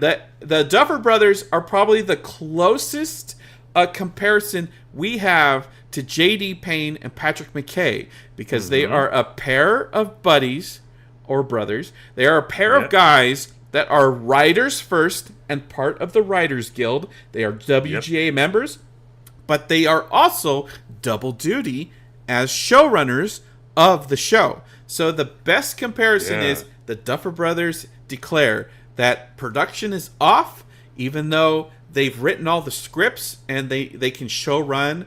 They have said that you cannot make a TV show good if you can't have writers writing during production. So Stranger Things is officially on hold. That means we jump to Rings of Power, which decides it is going to finish filming without the showrunners or writers on set. Yep. Womp, womp, womp. Now, to be fair, Game of Thrones spin-off House of Dragon has continued filming as well during the writer's strike without any writers. But we hear that the actors are not happy about that, and things may change pretty quickly. But according to Amazon press release, Rings of Power has decided to buck the trend of most other TV shows, and they will continue filming season 2 of Rings of Power. And Indeed. so the show continues. They say there are only 18 on Saturday, 17, 16, 15. There are only 15 more shooting days left on set, and they have been shooting, I believe, 6 days a week. So there's only 3 weeks left in shooting season 2. So Cliff, like, if there's only 3 weeks left in a 6-month shoot, do you think they can just like marathon it and get to the end? Like, should we be excited that cool? No, this is just so weird. This is just so weird. Why should we support any actions in the world of production that are not 100% supportive of the writers? So, I mean, but they're at the finish line. What if the showrunners of McPain have said that even given that, I mean, the optics of this are what in the end of the day? So, but again, all of the big actors are here in LA supporting award season. The showrunners have said that they filmed all the hardcore acting scenes, and up to now, they planned for the strike. There was plenty of notice that a strike might happen, so they filmed everything out of order. And remember, we've been reporting photos from the set of the fall of Aragion. Like, they built the set, they destroyed the set. We know big things are happening. So if the big juicy parts of the story have already been filmed, there's only 3 weeks left, Cliff. Oh, does that excuse it? Does that excuse the fact that Amazon as a corporation is very anti-union and has behaved in ways that is clearly union busting? Not to be too blunt about that point, but okay, that's not conjecture. I mean, they were fined by conjecture. They were fined by the federal government for union busting. So but then again, Amazon and their shipment of material goods is not exactly the same company as the Prime Video studio, but they're the same company, but they're not exactly the same company, but they are. It's kind of weird. So there's some distinction to be made about Prime Video running itself outside of its other business. But the fact is that they only have 3 weeks left to shoot, right? So why can't they just honor the strike for a few days, get the union gets their stuff settled, and they just go back? Because they'll just be a couple of weeks delayed. That happens all the time. What if they knew about COVID? COVID delayed them a lot longer than that, didn't it? They had delays from a lot of other reasons. So production, look, that's why they have insurance policies. That's why they have huge contingency plans on productions. So they can do it a couple of weeks later if they have to. The thing is that the Screen Actors Guild and the Directors Guild, their contracts are up in June. So the rumors are, if a deal isn't made with the writers, the actors themselves will join the strike. But right now the actors are not striking. So let me ask you this, Cliff: if you know that the actors could strike in the end of June, and you only have 3 weeks left of filming, shouldn't it be better to get the filming done before the actors go on strike? That way you have the full time to do all the visual effects work that this show requires. Until the VFX team gets to go on strike, because they're not underpaid. They're not unionized either. So, but help me understand your perspective, Cliff, because if I know that the actors are going to strike soon, potentially, but they're willing to work now, don't I want to get it done? That way, the sooner you finish filming, the sooner you can go to editing, and the sooner you can realize what you need to fix with reshoots or post or rewrites. Are you not concerned with showing solidarity to the striking writers? Do you know that all of what you said might be applicable, and it might be, logical? Maybe. My feeling everything is you described is logical, but the thing is, it's very logical, Captain. It is, but there isn't an allowance for what it means to show solidarity to the writers that have taken so much abuse and have not gotten paid, and while the big fat cat CEOs of the company are taking home big golden parachutes and golden yearly bonuses. We get their grievances. It's through the roof. Yeah, we know the grievances. Crazy. We talked about it last week, but I'm talking about for Rings of Power. Cliff, question from the chat room: if actors go on strike, does that mean no reshoots or pickups? Oh man, I don't know. That's exactly what it means. That folks, the plot thickens. The plot thickens a great deal when you're involved at that level. Yeah. Kim is right. The last writer's strike lasted 100 days, 4 months. So we could be at this all summer long. And like somebody in the chat pointed out earlier, you end up getting nothing but crappy reality shows. Right. So wow. I want a reality show in Middle Earth. Thank you very much. Come off. Dude, come on. So you know what we really need? We need to consider that they could just get to the finish line and finish. But don't you want it as a fan? Don't you want it the sooner you finish, the sooner you can see what needs fixing. Why don't we have Joanne and Helen, and why don't we have the writers come onto our show and tell us what they'd really like to see? I'm You know? asking you as a fan. We'll talk about the writers separately. As a fan that wants Lord of the Rings All right. on your screen sooner than later, every fan is screaming, how soon can you get season 2 in our eyeballs? Not if you have to drive over the bodies of the picket line to do it. Fair enough. Cliff, I wanted to bring up our report card from season 1. And folks, remember, we had a team of people give their opinions on everything. We polled the chat. You guys in the chat helped determine these grades for Rings of Power. Yes. It was A's all around, except for the writing and the fidelity to Tolkien. Right. The worst grades were all writing associated. The 37%, 37% completion rate. And that is 100% to the writing. The visual effects were awesome. The marketing was great. PR was great. The accessibility, the events, the score, the sound, the music, everything was there. Even the allusions to Peter Jackson's the nostalgia was there. But the writing and the fidelity. So Cliff, if the writing was the worst part of season 1, what does it mean that the writers have left season 2? That means they're not going to have anyone there on site to actually fix things that need to be fixed. And there might be some organic changes to the way that things can be said or conceptualized, or the way that can be staged and shot. All of those changes could happen quickly, very quickly, in an instant. And you have nobody on staff, nobody nearby in that organic instant to help change anything.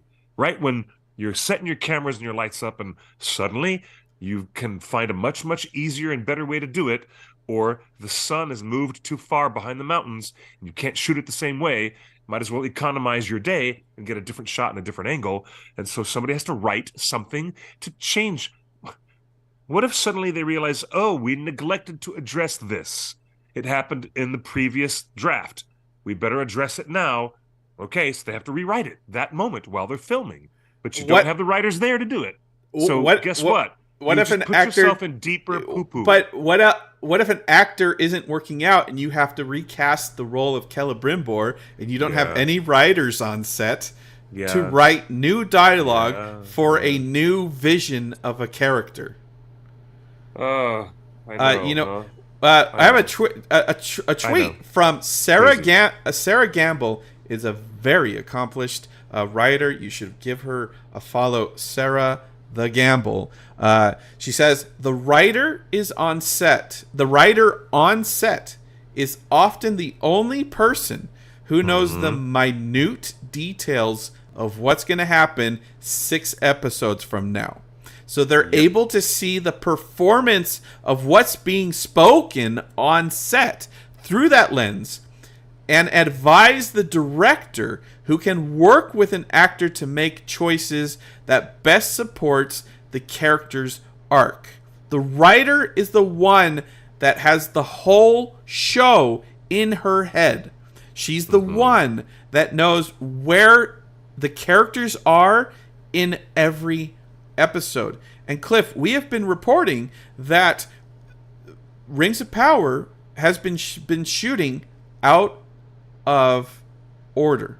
Out of order, yeah. So they've been shooting all of certain scenes in certain locations for every episode all at once, and then to economize their shots. Yes, right. So I think some people shoot in order. You have a script, you shoot it. Yeah. Rings of Power Season 2 has been shooting out of order. They don't shoot per script. They take all of the scripts and they say, all right, give me all the scenes in Eregion, and we'll shoot all of those this week. It's important for the writer to be on set because the writer, as just explained by Sarah, is the one that knows where the character is in this moment that they are saying the lines. Indeed. I'm looking at the chat. Thank you, Wheat Bix, for pointing out something that was changed so much from Harry Potter. Did you put your name into the goblet of fire, Harry? He asked calmly. He asked calmly. That's certainly not the way it was in the film at all. That's Cliff, funny. so that's what a writer does on set, and that's why it's so important on a TV show. Not only any TV show, but a TV show that shoots out of order.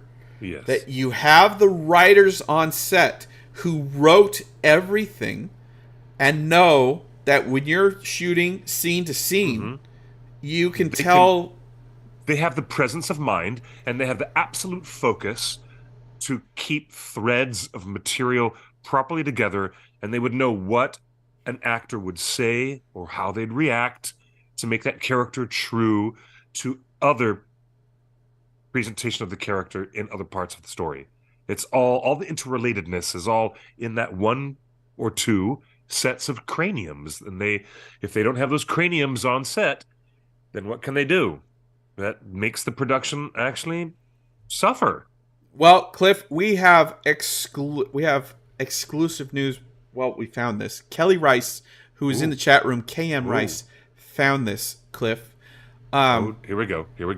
And folks, again, let me bring up the report card. Okay, let me bring up the report card. That's a report card. Everybody agrees that the single point of failure on season 1, or not the failure, but the single less quality thing on season 1 was the writing. Well, folks, here it is. Author Jennifer Brody is an English literature professor at Stanford University and a very successful young adult and children's author. Jennifer Brody, on her Substack, says, I remember the first time I heard the term mini writer's room. I remember the first time I heard the term a mini room. I won't name the writer, but they were being staffed in a so-called mini room for Rings of Power. That's the $1 billion Lord of the Rings TV show on Amazon. She says, I thought it was so strange to spend that level of cash and not staff a full room. And I do think it's apparent the show could have used more. I enjoyed it overall, but it wasn't of the caliber of the films that she worked on. Jennifer Brody was involved in the Hobbit films as a script. She helped on the script. Again, a mini room is a room of writers that is not staffed to full WGA union specifications. It means there are fewer writers in the room. It means there are fewer support staff in the room. It means that they cheaped out on the writing. Here we have it. It means in they black and white on the writing. Yeah, wow. Folks, here it is. We have we have our first confirmation that the $1 billion Lord of the Rings TV show cheaped out on the writing. Good Lord. Garfameo in the chat room says, I don't even know what to say to this. Many rooms, as just described in this post, is one of the new streaming trends that the WGA is taking issue with. So here we have it, folks. Wow. You wanted to know why the writing didn't live up to everything else on the show? Now it's because at the very start, from the very start, Amazon skimped out, cheaped out on the writer's room. And when I say cheaped out, that's what it literally means. A mini room. Here's what was explained to me by a few writer friends of mine. A typical high quality, high tentpole TV show. You have the high quality writers that, like Jennifer and Helen, worked on Hannibal, Westworld, Toy Story, Breaking Bad, Better Call Saul. You have the main writers. They get the credit on the show. Their names are written by on the credit. Then a typical writer's room will have assistant writers, junior level writers that are responsible for helping the senior writers keep track of the lore, keep track of all of the nuances of the character development that they talk about in the brainstorming sessions. Like, hey, wouldn't it be cool if this character went to Khazad-dûm with this character? All right, what do we do with him when he doesn't get through the door? By not having an assistant writer there, you forget that you left Celebrimbor there at the steps of Khazad-dûm. And you don't. So if there's nothing on the page for Celebrimbor to do, the show just doesn't film anything. And then he's left there. And what does he do? Teleport back to Eregion? I don't know. Because the writers didn't write it. Third tier. Typical writer's room have a third tier, which is writers' PAs. It's a low-level, entry level. It's usually minimum wage or less. It could be even school credits. But there is a level that basically you get coffee, but you're also in charge of taking notes. So in the creative brainstorming sessions, and when I say a room, it could be a physical room, it could be over Zoom, right? But the third lowest level writer room, they take all the notes, they keep track of all the scribbles. If someone threw out an idea in the writer's room and says, hey, wouldn't it be cool if da-da-da? And then 2 days later, someone says, hey, what was that idea that you had? The third level writer assistant has a post-it note. A post-it note full of notes that everything any writer ever said on the show. So there is a written record of every idea that's ever come out of the writer's room.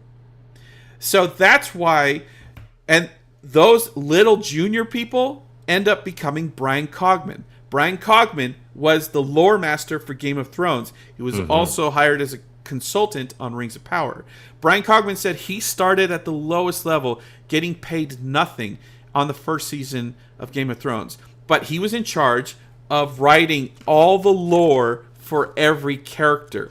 And by season 2, season 3, season 4, Brian Cogman had such a library, had a Bible of lore, that the writers could come in and just say, hey, Brian, where did we leave that one sword or something? And Brian would like, oh, well, here's where you left it. And here's the last person who touched it. Those are the 3 writers' rooms. It is explained to me that the reason the WGA union contract requires that many people in the writers' room is because if you go multiple seasons, some shows are up to 20 seasons, but if you go, let's say 5 seasons like Rings of Power has, you have a bench. It's like the minor leagues. You have a bench of people. So if you lose one of the big writers to illness, or they leave the show for another job, or if Jennifer Hutchinson gets an opportunity to run another show that she creates, she's leaving Rings of Power to further her career. So with a regular writer's room, now they have a couple people that they could promote. Yeah. Right? I'm very easily visualizing this structure. Yeah, I'm getting this. So there you go. So it's it's long-term thinking, because it is long-term thinking, which is not being used. It's not in evidence here on Rings of Power, and it should be on a show that is so expensive and so ambitious. And ultimately, I think that's what you're getting at, isn't it? I mean, the fact that they shortchanged a fully staffed writer's room. It wasn't fully staffed. It was a mini room. Someone in the live chat said that the showrunners keep blaming it on COVID. Nope. It's not COVID. The fact that they didn't staff the room. They didn't staff the room. Also, with a or fully maybe, is there a possibility that they offered and a lot of people said, I don't want to move to New Zealand? they wrote it in Los Angeles. The showrunners lived in L.A. They wrote it in L.A. Yeah. Okay. They finished all the scripts before anyone moved to New Zealand. Okay. So and remember, season 1 and season 2 were written at the same time. So okay. All right. So here's the troubling part. If season 2 was written at the same time as season 1 on a skimpy mini room. So if we expect a higher quality writing product from season 2, I don't know how to read this news and information in any positive light. And bless T with Tolkien, she's an optimist. Cliff, you talked about being an optimist here on the show today. Yeah. I don't know how to be optimistic about learning that they skimped on the writer's room. And now we've already lost Helen Shang to another TV show. Helen's gone. Was there a junior writer to promote into her place? No, because they had a mini room. Right. There's no bench. There's no bench. We should say farewell and good night, K.M. Rice, wonderful author. I know you've got to go, and really thanks for talking about this important issue for all writers, not just those in the WGA. Yes, you're right, K.M. Rice. Thank you, Kelly. It's lovely to have you on the show. And yeah, it's important for writers to actually speak up and get, And it's not just us. Our report card, Cliff. We're not the only voices in Tolkien fandom. That is true. And that is true. And I don't speak for Tolkien fans worldwide. I don't speak for any fans. I speak for myself. Yeah. And you all know that because I'm the only one in the world that wants Riverdale in Rivendell, right? I only speak for myself. But Cliff, I've pulled a couple clips from some other Tolkien people who love and cherish Tolkien's books. And let me play those clips for you real quick. We got Tea with Tolkien. A lot of the dialogue felt disjointed, like it had been divided up into different group projects and taken in varying directions without one overarching vision. So I would kind of hope moving forward that things could feel more cohesive in terms of dialogue, because we had so many really, really beautiful and profound moments, and then so many moments that just fell so flat for me that it kind of felt like a roller coaster watching each episode. Much of the season's storyline felt very contrived to me, too. It felt kind of painfully obvious that the showrunners were like, we needed to get Galadriel to Numenor, so we're working backwards to figure out how to get her there. But we also need to arrange a meet-cute with Sauron in the middle of the ocean. And so it just felt, to me, goofy. I'm willing to work with this and to be along for the ride for the most part, but having Galadriel jump from the boat, which she shouldn't have been on in the first place, it just felt silly to me. And I still don't understand what the Harfoots are doing there and what they have to add to the story. Like, this is obviously not meant to be disrespectful to anyone who's working on the show. I think all of the cast members did a really great job with their storyline. I don't see the vision for the Harfoots. I don't really enjoy this plot line. All right, that's and she speaks to, she was wondering why the dialogue feels disjointed as you go from scene to scene and from episode to episode. I can tell you exactly why. The mini room. If you have more writers and more assistant writers, there is more brains and more assistants to support the writers at the top to say, hey, let's work on that a little bit more. But if you cheap out and have fewer writers in your writer's room, you get a disjointed storyline. Now let's talk to another person who posted this on his video, Nerd of the Rings. The writing. This kind of leads into another thing I thought was really uneven and at times downright bad. The writing. Some things that really fell short were small moments, like the quippy meet-cute between Eärien and Kemen that sounded like it came from a modern rom-com, or the infamous "the elves will take our trades," which has not gotten any better with repeat viewing. I'm sticking with my earlier sentiment that it makes no sense in-world for this to be the thing that riles up the men of Numenor.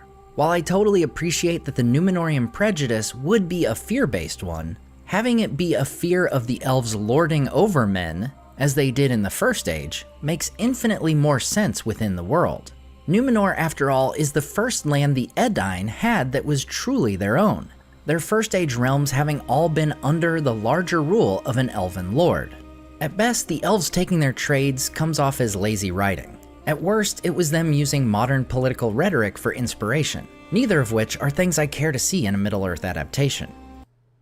So, there's Nerd of the Rings, again, pointing out where the writing is failing. And how do you fix those problems that he specifically said is you have junior and junior writers whose job it is to read and reread Tolkien's books. That way they can come into the room and say, if the senior writer says, hey, I need to find a way to say they're going to take our jobs, but say it in a Middle-earth way, the assistant writers and the junior writers are the ones whose homework is to be in the books, so they can say, well, I just reread, these 3 chapters, and maybe a way to say this through Tolkien's voice would be XYZ.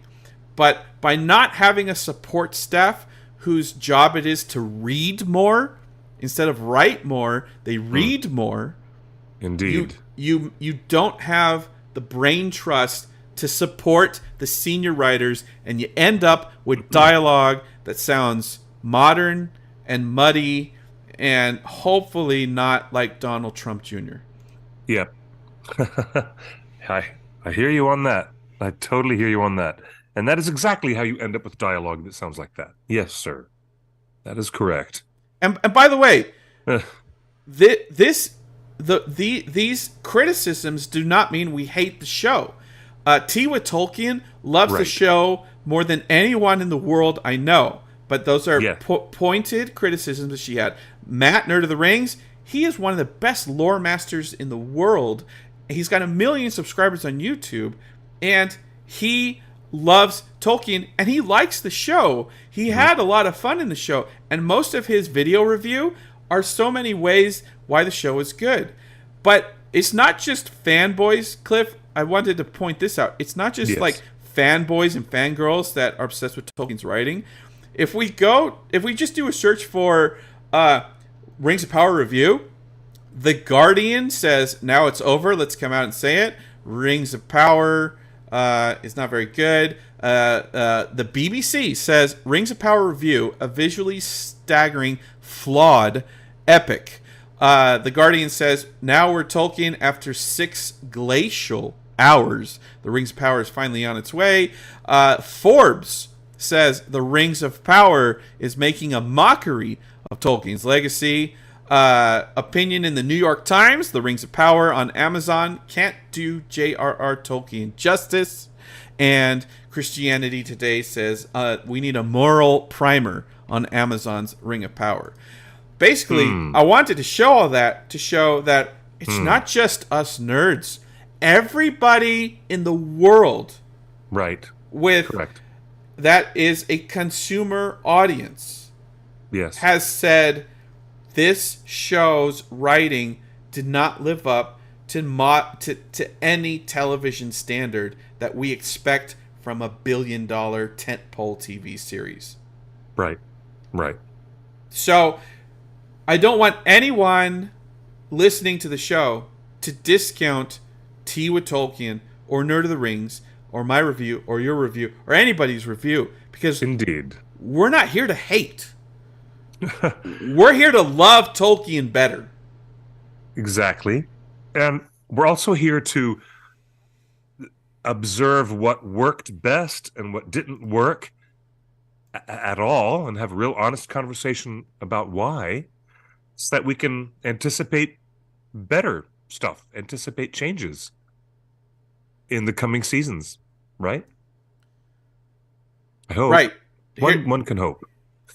Well, I found one more quote from the New York Times, an interview with J.D. Payne and Patrick McKay. They say, how do you make those big moments in Rings of Power land on multiple levels when much of the audience may not even have realized they were supposed to be guessing?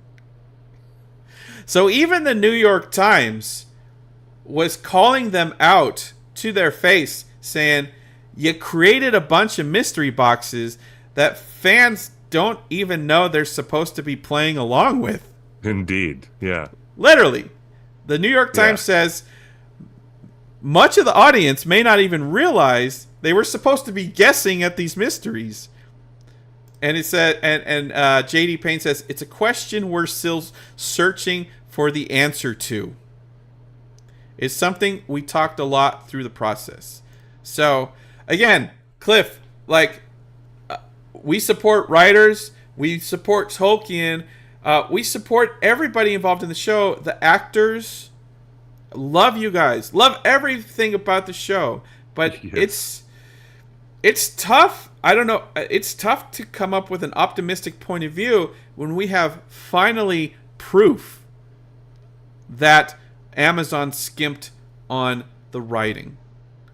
Yeah, we do have proof that they skimped on the writing, and it shows. And the quality of the writing could have been way different. Actually, somebody probably is gonna have to be prepared to talk about this in the future, because I would be more than willing to ask the producers of this show, why wouldn't you just outfit a full writer's room from the get-go? Why was there such if you truly believe in the long-term value of the show and seeing it through all 5 seasons, why wouldn't you want a bench of great writers that have been in the room for so many years? Great. It's an absolute legit question now. And it's a legit question now that we know what we saw. Now that we know this. So yeah, well, so back to your thing. And right now, how does this overlap with the strike that's happening right now? Well, that's what I was just going to bring up on screen, Cliff. Like, yeah. I don't know, 20 minutes ago, I was kind of like on board with this show just like racing to the finish line. Like, let's get it done before the actors start striking. Like, the scripts are done. They've shot all the hardcore stuff that might need rewriting. So, but so maybe I don't know. Now that we've heard from multiple writers of why you would want a writer on the set to keep track of everything, and why you would want junior writers keeping track of everything on a daily basis, does it make sense for season 2 to finish filming? And does this make do you see the quality of season 2 improving with these actions? I hope so. No, I don't. I do not immediately see improvement in the middle of a strike that is hovering right over an incomplete production season. That doesn't bode well. I'm a little doubtful that there's a chance to course correct season 2, because you just told me that they pre-wrote all this material for season 1 and season 2 already, right? A while ago in the mini rooms. And in a mini room that wasn't fully staffed with a full bench of writers. So no, I am less optimistic than I was before, but I guess that I'll just have to look. Let's take a look at what happens if the strike resolves itself fairly quickly. What if that happens? What if the strike does resolve itself fairly quickly? There's only 15 days left of production. I don't see it. I don't see the strike. Really? I don't see the strike ending within 15 days. Well, I'm just trying to look at the best of all possible worlds in that situation. But I gotta say that I'm not going to be pessimistic yet, but I'm starting to allow my optimism to fall away like I'm really allowing my optimism to fall away because the writing is the thing that needs to be, and why wouldn't it be? With all the money and resources, why wouldn't you hire all of those writers and keep everything going like full steam ahead?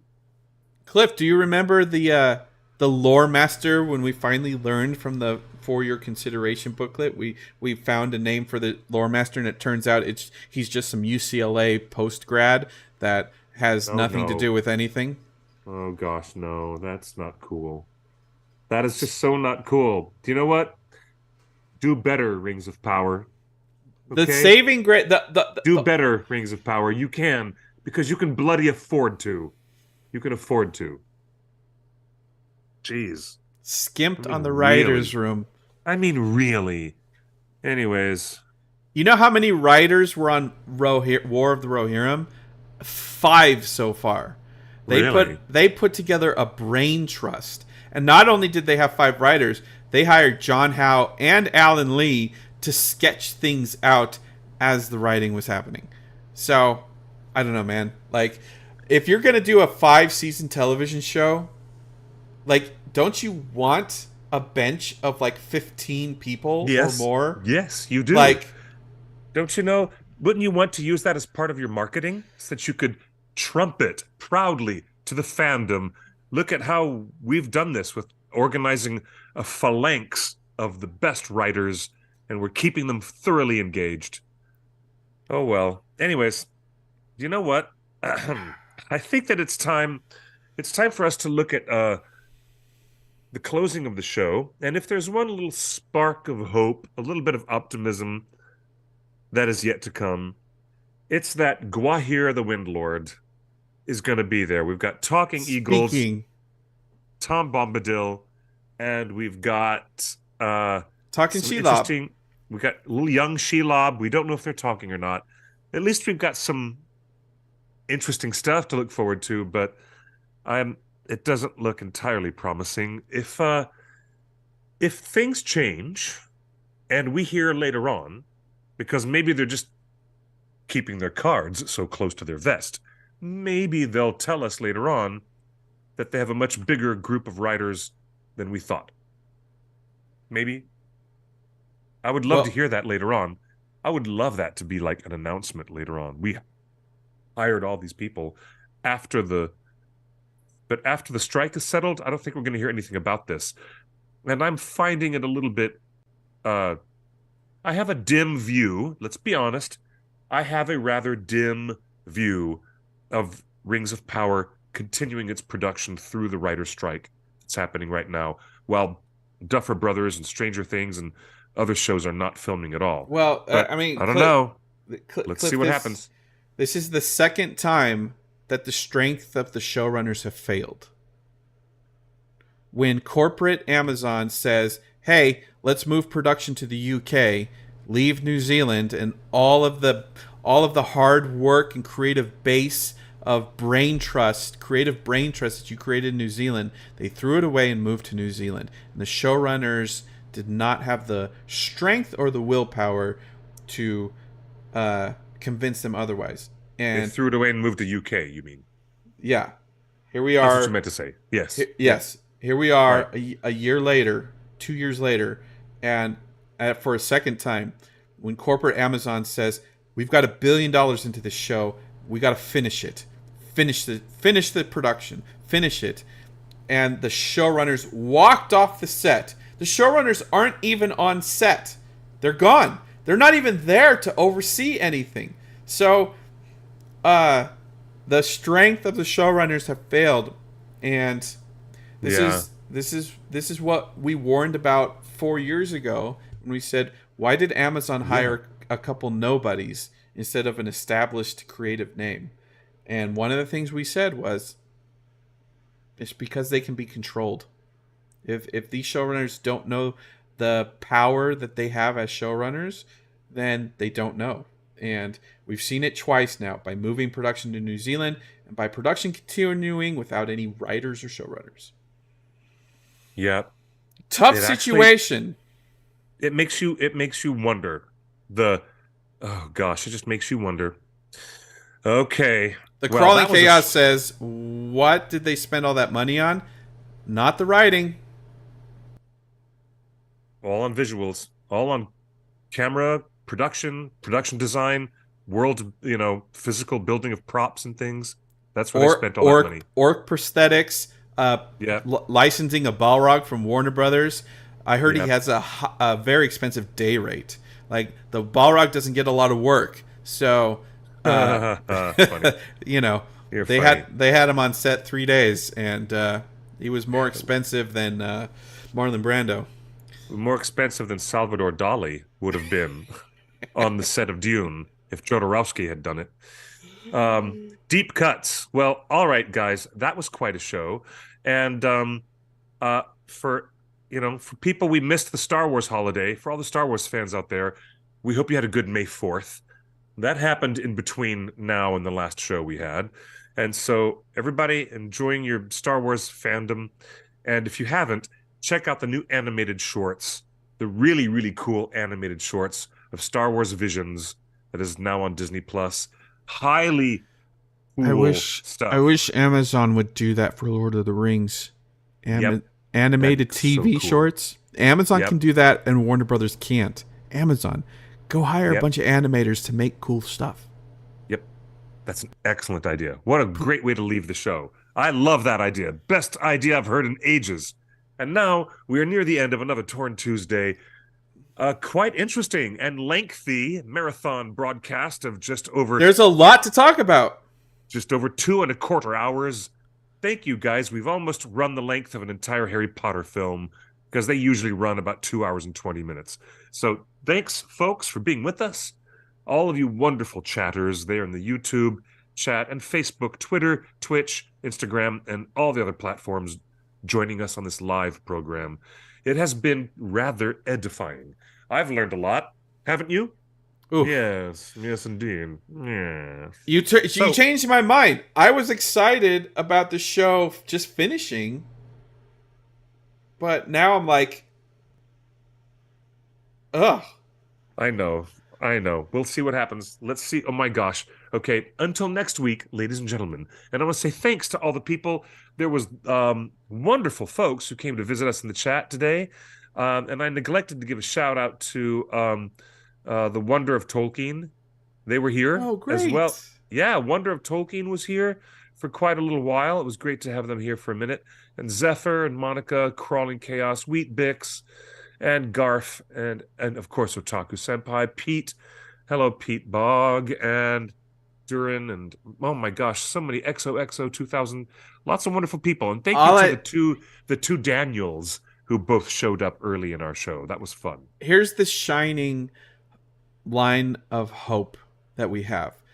If the writers' strike works and the writers get a new deal, the writing in season 3 and 4 and 5 of Rings of Power gets better because the new contract will require bigger writers' rooms. That's true. So the writing gets better when the writers win. I agree. And I will leave it at that. Excellent closing point for the show. Everybody, we're going to see you next week on Torn Tuesday. Right here, you can follow us on all channels at the One Ring Net. Take out the dot. You want to go to the web browser, then go add the dot.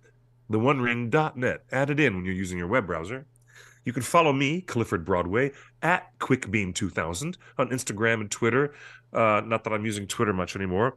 And all kinds of mischief is yet to come our way. Lots of new stories, new developments, and new exciting things happening as we get closer and closer to the closure of the Grammy voting period. Emmy. Things are going to be interesting. Yeah, let's see what happens next. Everybody, be good to yourselves. Take care of one another. Please be safe, because we love you all, and it's really lovely to have you all join us here every 5 p.m. Pacific time on Tuesday. We'll be here next week for more Torn Tuesday. Thank you, Justin, so very much for joining us. And now it's time to say good night and good luck, or better yet, buenos noches y buena suerte. Bye-bye, everybody.